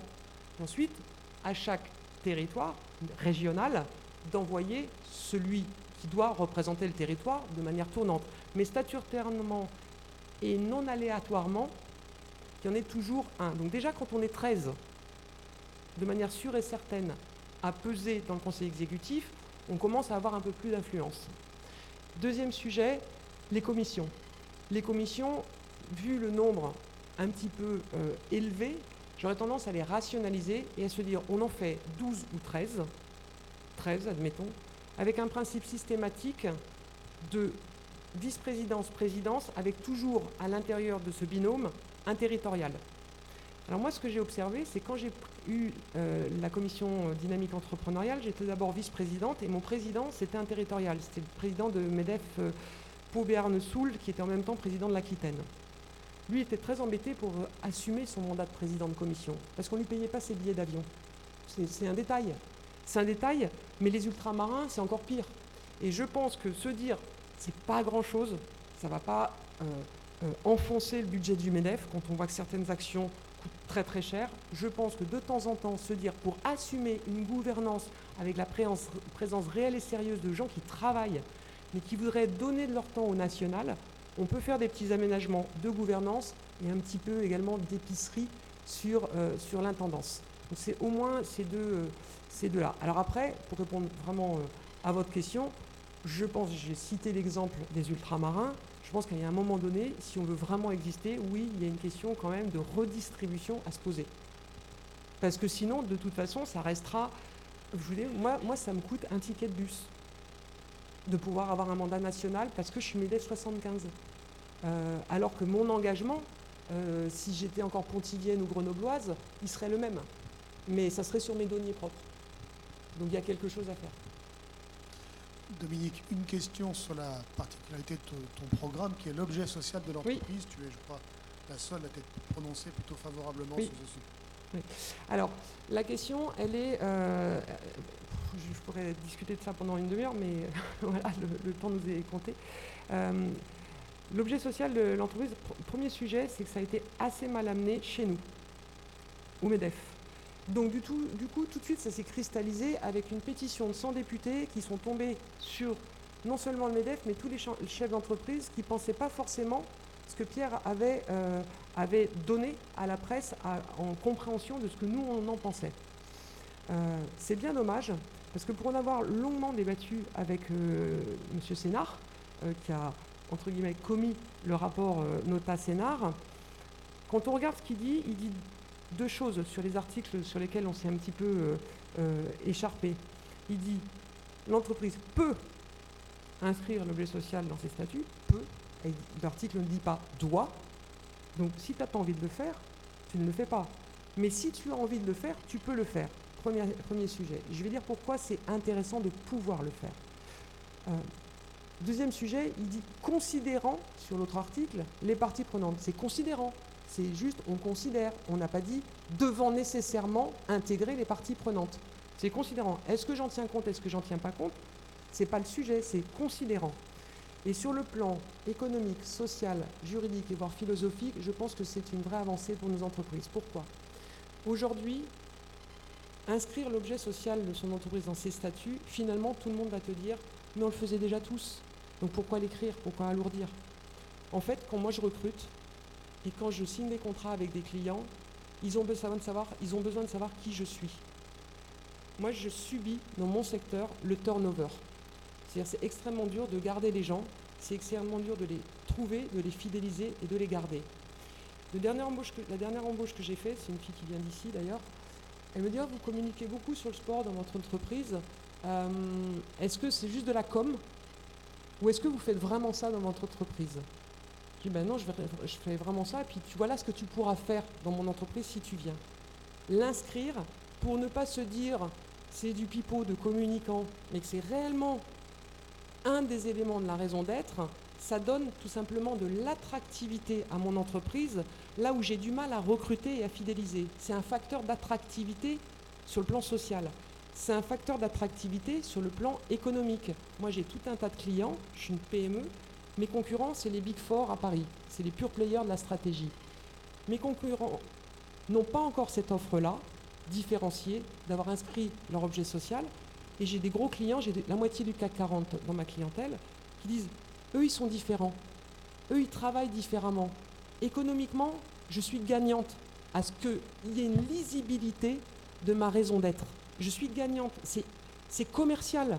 C'est pas de l'idéologie.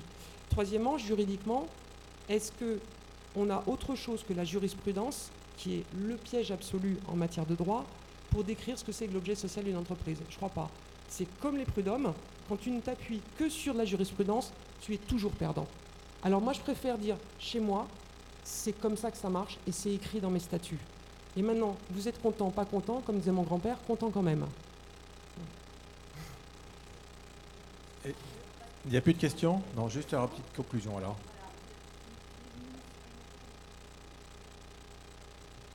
D'accord.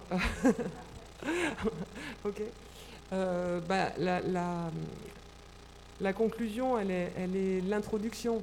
C'est-à-dire que moi, je suis rentrée la dernière en candidature pour cette élection, le 21 mars, et j'ai dit j'espère qu'une hirondelle fera le printemps.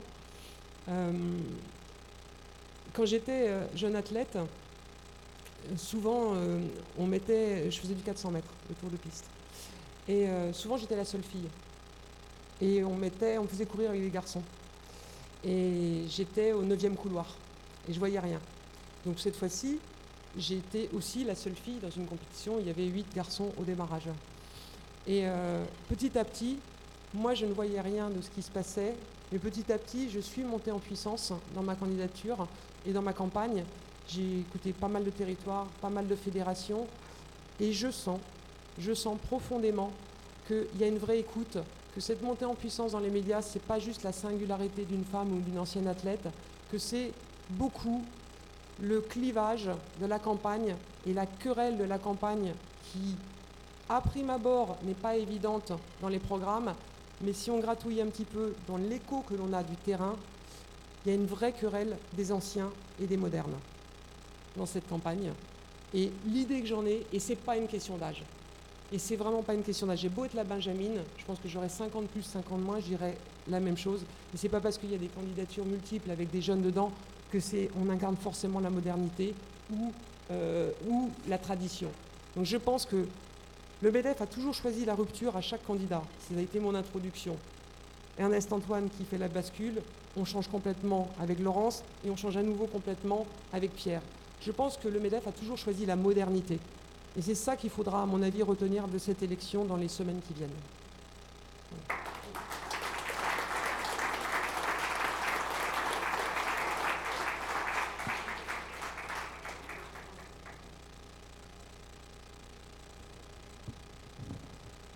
Merci beaucoup Dominique Carlac. Et donc,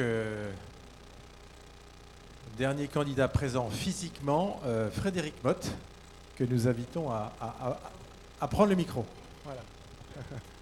Voilà.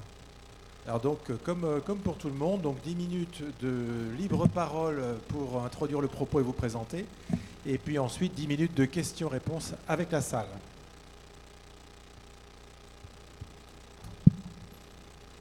Tac. Ça démarre quand le chrono? C'est parti.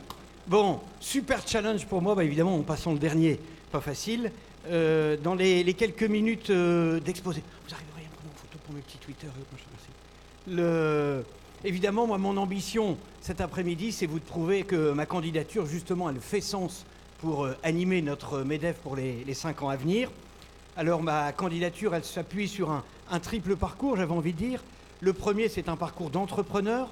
Je suis un créateur entrepreneur. J'ai repris il y a 21 ans une PMI, problématique de transmission d'entreprise. Le dirigeant n'avait pas d'enfant, la boîte était saine. Je l'ai racheté avec un associé. 21 ans plus tard, nous sommes toujours associés à deux, 50-50. Nous avons racheté 23 PMI et nous avons construit un petit groupe qui dessine, construit et installe les chaînes de fabrication des usines. Et ça montre bien les enjeux de transversalité, parce qu'à la base, c'était la tuyauterie, la mécanique, la chaudronnerie.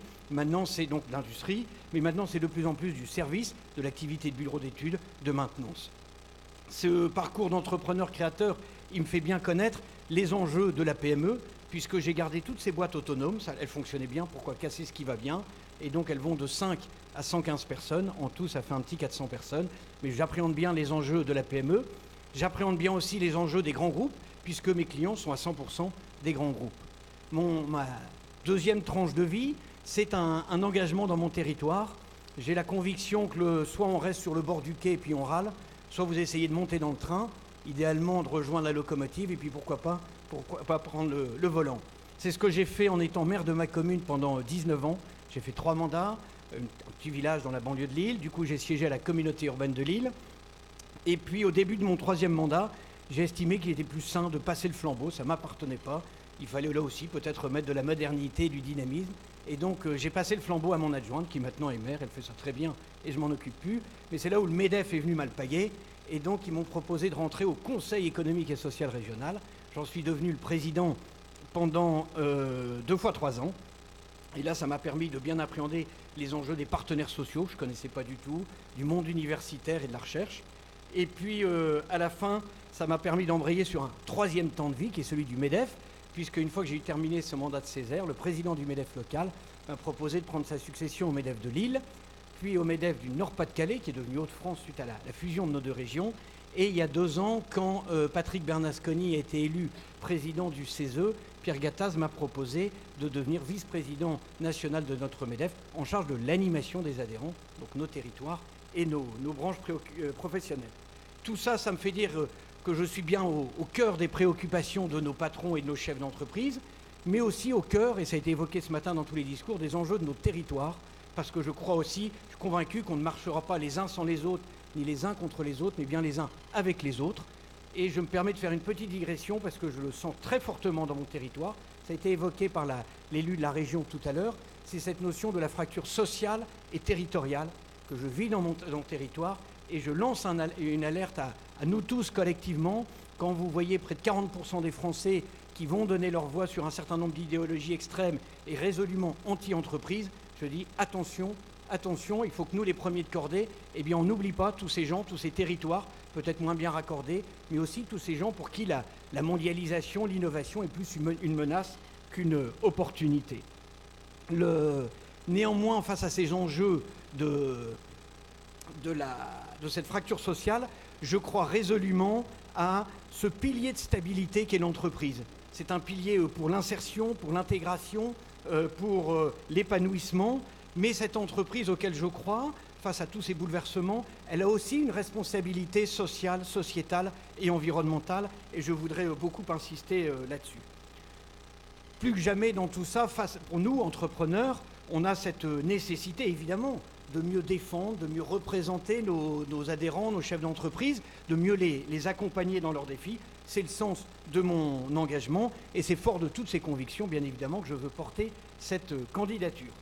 Alors, je voudrais, sans les renier, bien au contraire, parce que je m'engage à être un avocat inlassable de tout ça, mais mettre de côté 5 combats qui, j'en suis sûr, nous rassemblent tous et sur lesquels nous serons tous d'accord. Le premier, ça a été évoqué aussi ce matin, c'est le combat de la dépense publique. C'est la mère de toutes les réformes, il faut absolument, inlassablement, faire la pédagogie et le combat. Pour qu'on puisse entamer le deuxième, qui est celui de la baisse de notre fiscalité, et qu'on puisse retrouver un peu plus de compétitivité. Et je pense bien évidemment à tous nos impôts de production qui terriblement nous pénalisent au quotidien. Le troisième enjeu, je pense qu'il nous rassemblera tous aussi, c'est celui de la simplification. On a besoin de visibilité, de lisibilité, et non d'être constamment sous le coup d'un contrôle, d'une sanction, etc. Le quatrième enjeu sur lequel je veux insister, c'est l'Europe. On a besoin de mieux d'Europe. On a une opportunité avec 530 millions de consommateurs, mais à espace unique, il faut qu'on ait des règles uniques, et donc il faut absolument que nous puissions continuer à nous battre là-dessus. Le cinquième enjeu, c'est d'accompagner toutes nos entreprises sur la révolution technologique. Pour moi, très clairement, il ne s'agit pas de transformer toutes nos entreprises, et la mienne la première, en entreprises technologiques, mais je veux que toutes nos entreprises, et les plus traditionnelles, intègrent les nouvelles technologies parce qu'elles devront inévitablement se transformer. Et le sixième point que je voulais évoquer, qui nous sera commun, c'est la notion de rythme. On sait que les changements, les attentes du consommateur sont de plus en plus rapides, de plus en plus exigeantes. Les transformations dans nos modèles économiques, c'est la même chose. Et donc il faut absolument que le futur président du MEDEF, mais nous tous, territorialement, régionalement et nationalement, nous soyons à pousser nos élus pour oser la réforme et faire ça avec un rythme important. Ce que je vous propose, c'est d'évoquer rapidement deux défis qui se présentent pour notre MEDEF. Le premier, c'est comment est-ce qu'on fait un service plus efficient pour nos adhérents, et je pense à nos MEDEF territoriaux et régionaux et nos branches professionnelles. Et puis le deuxième point, comment est-ce qu'on fait évoluer notre influence pour nos idées, pour animer nos mandataires, pour développer notre nombre d'adhérents et pour améliorer notre image. Et je voudrais le faire, si vous me le permettez, autour de 3 lettres. Alors, je ne sais pas s'il y a des responsables d'EDF, rassurez-vous, je ne suis pas sponsorisé par EDF, mais je le fais sous le site de RTE, pour rassemblement, transformation et engagement.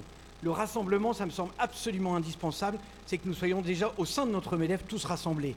Les branches, les territoires, Paris, la province, les petites entreprises, les grandes entreprises. Très souvent, localement, nous le faisons, cette union patronale. Il faut absolument que nous puissions arrêter un certain nombre de postures au niveau national. Très clairement, moi, mon ambition, je pense que j'y suis arrivé dans mon territoire de Lille, c'est que, et je sais qu'ici vous êtes plutôt aussi exemplaires, mais c'est que les MEDEF dans nos territoires, nous devenions les hubs de l'entreprise.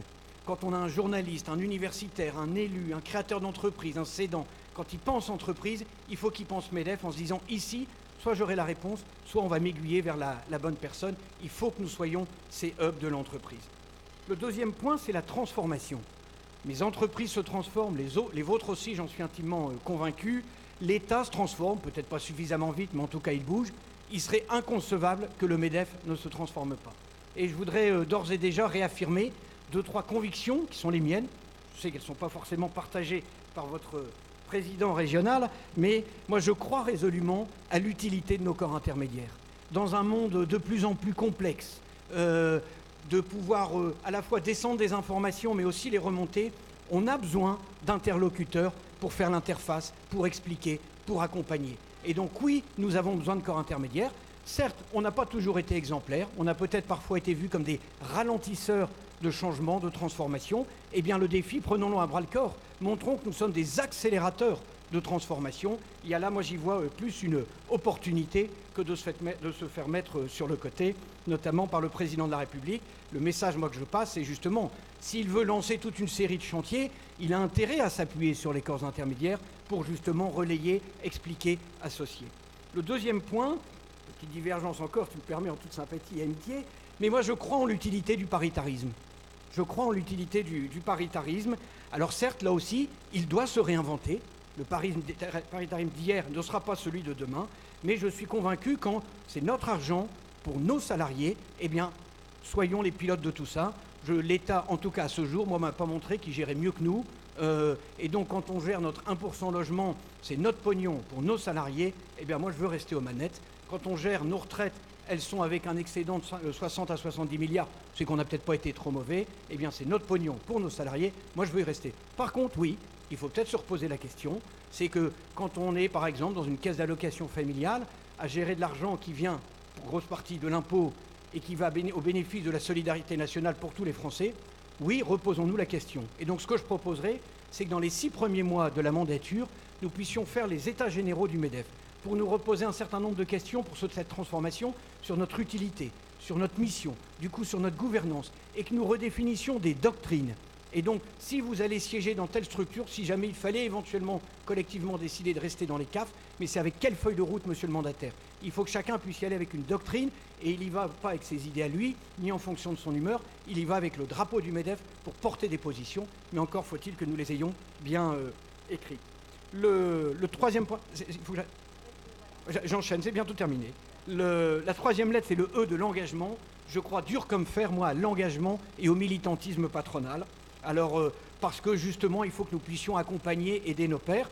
Pour ça, il faut qu'on s'améliore dans l'animation et la formation de nos cadres. On a lancé, dans le cadre de ma vice-présidence, une académie MEDEF. Il faut qu'on aille plus vite, plus loin, plus fort, pour que vous ayez les bons éléments de langage, que vous soyez les bons relais, qu'on forme nos nouveaux présidents, nos administrateurs. Il faut aussi que nous améliorons l'accompagnement de nos entrepreneurs, qu'on ait des outils, qu'on mutualise mieux les bonnes pratiques des uns et des autres. Il faut aussi améliorer notre démocratie interne. Je le vois dans cette campagne, trop de chefs d'entreprise qui viennent me voir en me disant « Super, vachement bien, qu'est-ce qu'on peut faire pour t'aider ?» Je suis obligé de leur dire « Rien », parce qu'ils ne peuvent rien faire. Et donc il faudra certainement qu'on trouve les outils pour qu'on puisse, à différents moments de la vie du mouvement, solliciter, recueillir l'avis, éventuellement la position de tous nos adhérents. Le dernier point, c'est un élément de représentativité. Il faut que nous ayons plus de jeunes, plus de femmes, plus de diversité. Et enfin, je terminerai par là, un élément majeur, Dominique évoquait tout à l'heure la modernité. Pour moi, la modernité, elle s'incarne aussi par notre capacité à être acteur du débat des idées. Or, nous ne sommes plus acteurs du débat des idées. Pierre l'a évoqué, il y a eu un certain nombre d'événements, mais il faut que nous reprenions ça en main. Et très concrètement, petite mesure toute simple, mais qui sera symbolique et forte, je dis que notre université d'été, qui est une super convention APM, parce que vous avez plein de bonnes conférences à venir écouter, moi je voudrais qu'elle soit coupée en deux. Vous avez une partie où vous avez des super conférences, tant mieux, on en profite, moi le premier. Et l'autre partie, c'est on vous fait bosser. Et puis on contribue, et c'est là où on va établir toutes nos doctrines. Voilà très succinctement toute l'ambition, les projets que je veux porter pour notre MEDEF. Alors, c'est la partie des questions. Jean-Luc. Oui, vous avez dit vive le paritarisme, très bien. Que pensez-vous de la CGT? Que pensez-vous de la CPME? Moi, j'aurais dû le dire aussi peut-être, moi je crois résolument au dialogue social. Je vous le disais, et ça a été dit souvent par je retrouve assez de similitudes entre les discours que vous avez eus ce matin et ceux que j'ai dans mon territoire. Je pense que si notre Nord-Pas-de-Calais, qui va quand même pas bien, on n'a pas les mêmes indicateurs que vous, mais s'il va pas si mal que ça, c'est notamment parce qu'on a travaillé tous ensemble. Et donc moi je crois résolument à l'importance d'avoir un dialogue social. La CGT, vous n'allez pas les rayer d'un trait de crayon. Mélenchon, vous n'allez pas le rayer d'un trait de crayon. Il est là et en plus il marque des points. Et donc c'est justement à nous, quelle est notre capacité de dialoguer avec ces gens-là, que ce soit dans l'entreprise, que ce soit au niveau régional, dans nos territoires et autres. Et donc il faut à la fois du dialogue social, mais je crois beaucoup aussi à cette notion de dialogue économique. En France, on souffre de ce que nos acteurs politiques, ça bouge un peu, mais nos élus, notre administration, notre justice, ils ne connaissent rien à l'entreprise. Et donc on a une vraie responsabilité, nous, moi je l'estime en tout cas me concernant, pour faire ce boulot de pédagogie. Comment est-ce que dans notre entreprise, on explique ces enjeux-là à nos salariés, nos succès, nos échecs, les défis, les contraintes, etc., pour que petit à petit tout le monde intègre les éléments. Et donc, vis-à-vis de la CGT, je ne suis pas là d'aller adhérer chez eux. Néanmoins, si demain je suis président du MEDEF, moi, tous ces gens-là, je ne les attendrai pas dans mon bureau au 7e étage, j'irai chez eux, que ce soit CFDT, CFTC, CPME, artisans, pour leur montrer qu'on a envie, on va travailler ensemble, parce que plus on affiche un front uni, plus on pourra faire bouger les lignes. La CPME, j'ai envie de dire, un jour ou l'autre, ça fusionnera. Plus le temps passe, plus la feuille de papier à cigarette entre nous est... Maintenant, on sait qu'il y a des hommes et des femmes, il y a des enjeux financiers éventuellement, il y a du patrimoine et autres. C'est compliqué. Localement, je ne sais pas chez vous, mais chez moi, toutes mes manifestations, on les fait en commun. On fait des budgets, on fait des vœux en commun, on fait des communiqués de presse en commun. Donc le jour où on fusionnera tout ça, ça se fera naturellement. Donnons-nous un peu de temps, mais on va y arriver.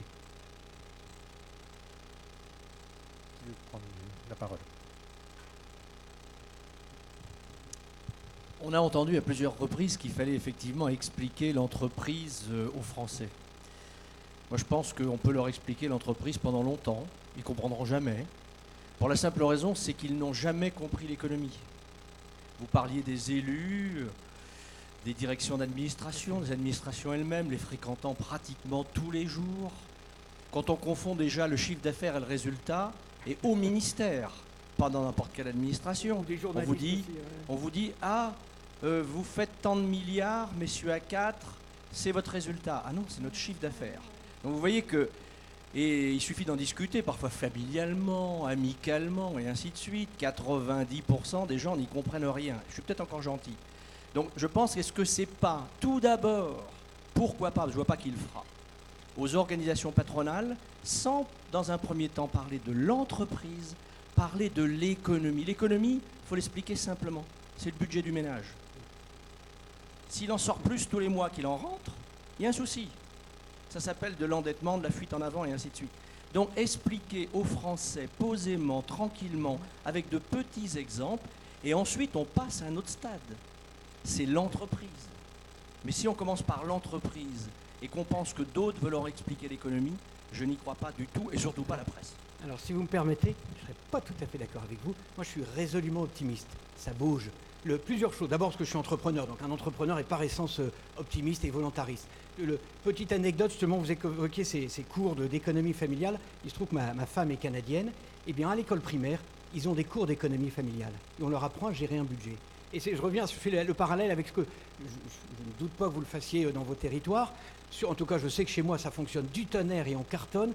C'est les relations école-entreprise, c'est les mini-entreprises avec Entreprendre pour apprendre. La première fois que j'y suis allé, il y avait 250 gamins dans la salle, puis on m'a dit « Dis pas trop que t'es MEDEF, on dit pas que c'est le MEDEF qui remet un prix ». Aujourd'hui, on a 3600, là, il y a un mois, il y avait 3600 gamins dans 2 amphis, parce qu'on n'a pas un assez grand amphi. Il y a 600 profs qui sont là, et des profs qui vous disent « C'est les plus belles années de ma vie ». Et j'y vais avec mon badge MEDEF, et c'est le MEDEF qui remet un prix. Ça bouge. Alors je dis toujours, plus un arbre est long à pousser, plus il est urgent de le planter. Et donc alors peut-être qu'il y a toute cette période de latence, mais faisons-le avec les jeunes. Je le vois aussi avec l'administration en région et même localement. Quand je suis arrivé au MEDEF dans mon territoire il y a 4 ans, le président du conseil départemental, qui était socialiste, lui dit tiens, on fait des petits déjeuners maintenant tous les mois avec un élu. Il ne voulait pas venir parce que son cabinet lui disait va pas au MEDEF, il y aura une manif devant pour t'accueillir. Aujourd'hui, ils viennent faire leur réunion chez nous, ils viennent se sourcer en idées chez nous. Les universités qui ne venaient pas chez nous, maintenant ils font leurs manifestations chez nous. Pôle emploi fait ses manifestations chez nous. Et donc petit à petit, en allant les rencontrer, dès que j'ai un problème dans une entreprise, au jour d'aujourd'hui, je peux vous garantir que quand j'appelle la préfecture, la directe, et ça, il y a une vraie évolution, on me répond tout de suite. Je ne dis pas que j'ai la solution. Mais en tout cas, on a des interlocuteurs dans la haute fonction publique qui sont résolument en train de changer. Il y a encore du boulot pour que mon inspecteur du travail tout en bas, mais plus un arbre est long à pousser, plus il est urgent de le planter, je redis ça. Et donc, surtout, c'est notre job d'être volontariste là-dessus. Il y a des couleuvres encore à avaler. Si vous voulez, deux anecdotes, je ne sais pas si j'ai 10 secondes. Non. Ouais, 2 anecdotes. On me racontait dans une négociation salariale, il y a un délégué syndical, CGT, il a demandé 62% d'augmentation de salaire. Le patron lui dit, ça va pas mon gars. Si, je vais vous le prouver qu'il y a eu bien l'inflation de 62%. Ah bon, montrez-moi ça. Bah oui, les cigarettes plus 10%, les transports plus 5%. Le gars, il additionnait tous les chiffres. Et sur notre paritarisme, là où on envoyait nos mandataires et nous servent du job, je suis en train d'aider Eurotunnel. Parce que Eurotunnel, il est à Calais. Et l'agglomération de Calais vient d'augmenter son versement transport à 2%. Vous payez le versement transport là où vous avez le maximum de votre activité. Sauf que les chauffeurs de train, ils sont un petit peu à Calais, beaucoup dans le tunnel et beaucoup en Angleterre. Et donc l'administration estime que quand ils sont dans le tunnel, ils sont nulle part. Donc ils passent la majeure partie de leur temps à Calais. Donc paf, ils les réalignent 3,5 millions d'euros. Et donc là, nos mandataires, je peux vous dire qu'on va au charbon et on va aider nos entreprises. Une conclusion, 1 minute de conclusion. Moi, j'ai envie, je pense que les autres ont dû vous le dire aussi, mais on est véritablement un tournant pour notre MEDEF. Pas que nous, parce que l'économie est un tournant, parce que les aspirations de nos adhérents à participer, parce que le rapport au travail, parce que la quête de sens, parce que les révolutions des nouveaux technologies. Et donc, il faut absolument que nous puissions réussir cette transformation du MEDEF. Or, plaidez évidemment en ma faveur, mais cette transformation du MEDEF, il faut absolument que tous les chefs d'entreprise puissent s'incarner dans le président du MEDEF, qu'ils se retrouvent dans son profil, dans ses idées, dans ses valeurs, dans son parcours. Et je disais lundi, en planchant devant le conseil exécutif du MEDEF, je disais aux 45 membres, 44 puisque j'en suis un, je leur disais, mais quand vous allez voter, ne pensez pas aux 45 membres, ne pensez pas aux 560 de l'Assemblée générale, pensez aux 3 millions de chefs d'entreprise qui se battent tous les jours et qui sont à 90% des patrons de PME. Et je leur disais, pensez aussi aux 65 millions de Français, Pierre le disait ce matin, qui aiment bien leur patron, mais qui n'aiment pas l'entreprise et les patrons en général. Et c'est vis-à-vis d'eux, et c'est le sens que je veux porter avec ma candidature, pour que tous ces chefs d'entreprise, tous ces Français, puissent se retrouver dans celui qui portera le drapeau du MEDEF pour 2018-2023.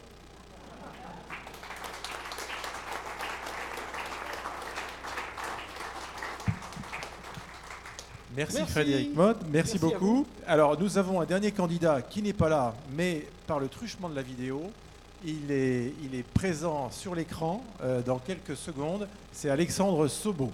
et que nous allons entendre maintenant. Alors évidemment, on ne pourra pas lui poser des questions, ça, mais ça, c'est de sa faute.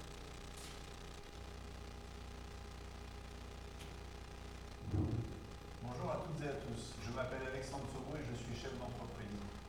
Je dirige Holod Group, une entreprise basée dans la Loire qui fabrique des nacelles élévatrices, qui a réalisé l'an dernier 500 millions d'euros de chiffre d'affaires et qui emploie 1700 personnes. Si je devais résumer mon parcours d'un seul mot, je dirais que je suis un ingénieur qui a mal tourné. Mais la vérité, c'est que je suis d'abord un homme de défi. Un homme de défi quand j'ai dû convaincre les banquiers de Holod en 2009, au plus fort de la crise, de continuer à nous faire confiance alors que nous leur donnions 350 millions d'euros et que nous perdions 60 millions d'euros tous les ans. Et je les ai convaincus, c'est pour ça que je suis ici aujourd'hui.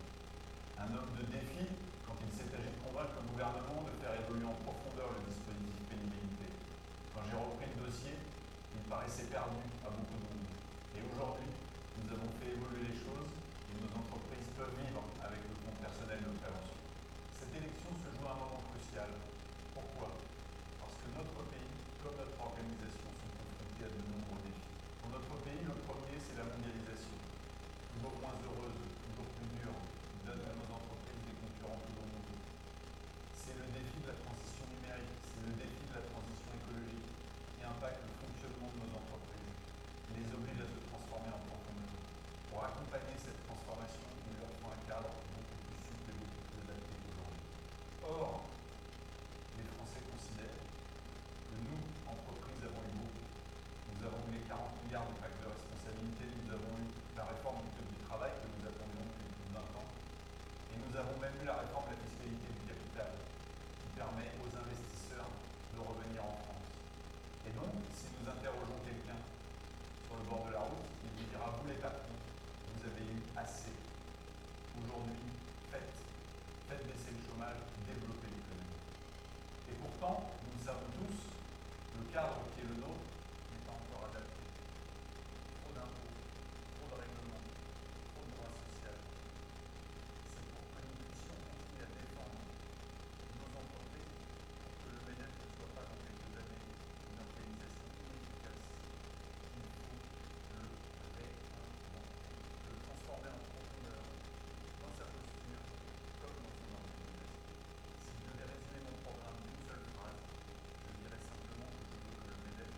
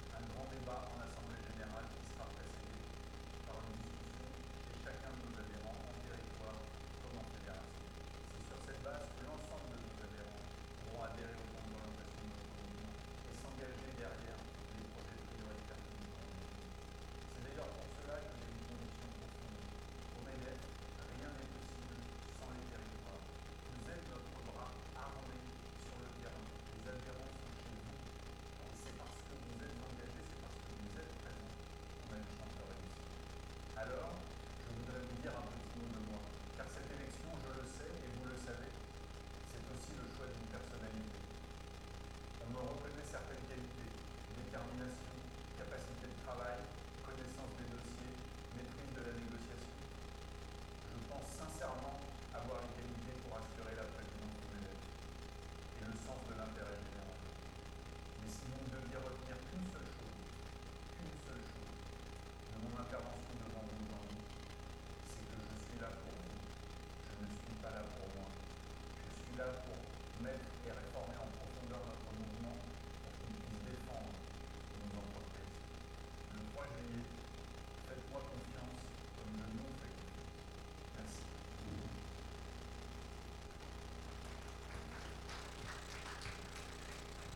Voilà, ben la séquence est terminée. Vous lui téléphonez. Voilà, donc écoutez, merci à vous. Je crois qu'il reste quelques bricoles à boire et grignoter, mais il paraît que le buffet a été dévalisé. On a eu beaucoup plus de monde que prévu, mais tant mieux.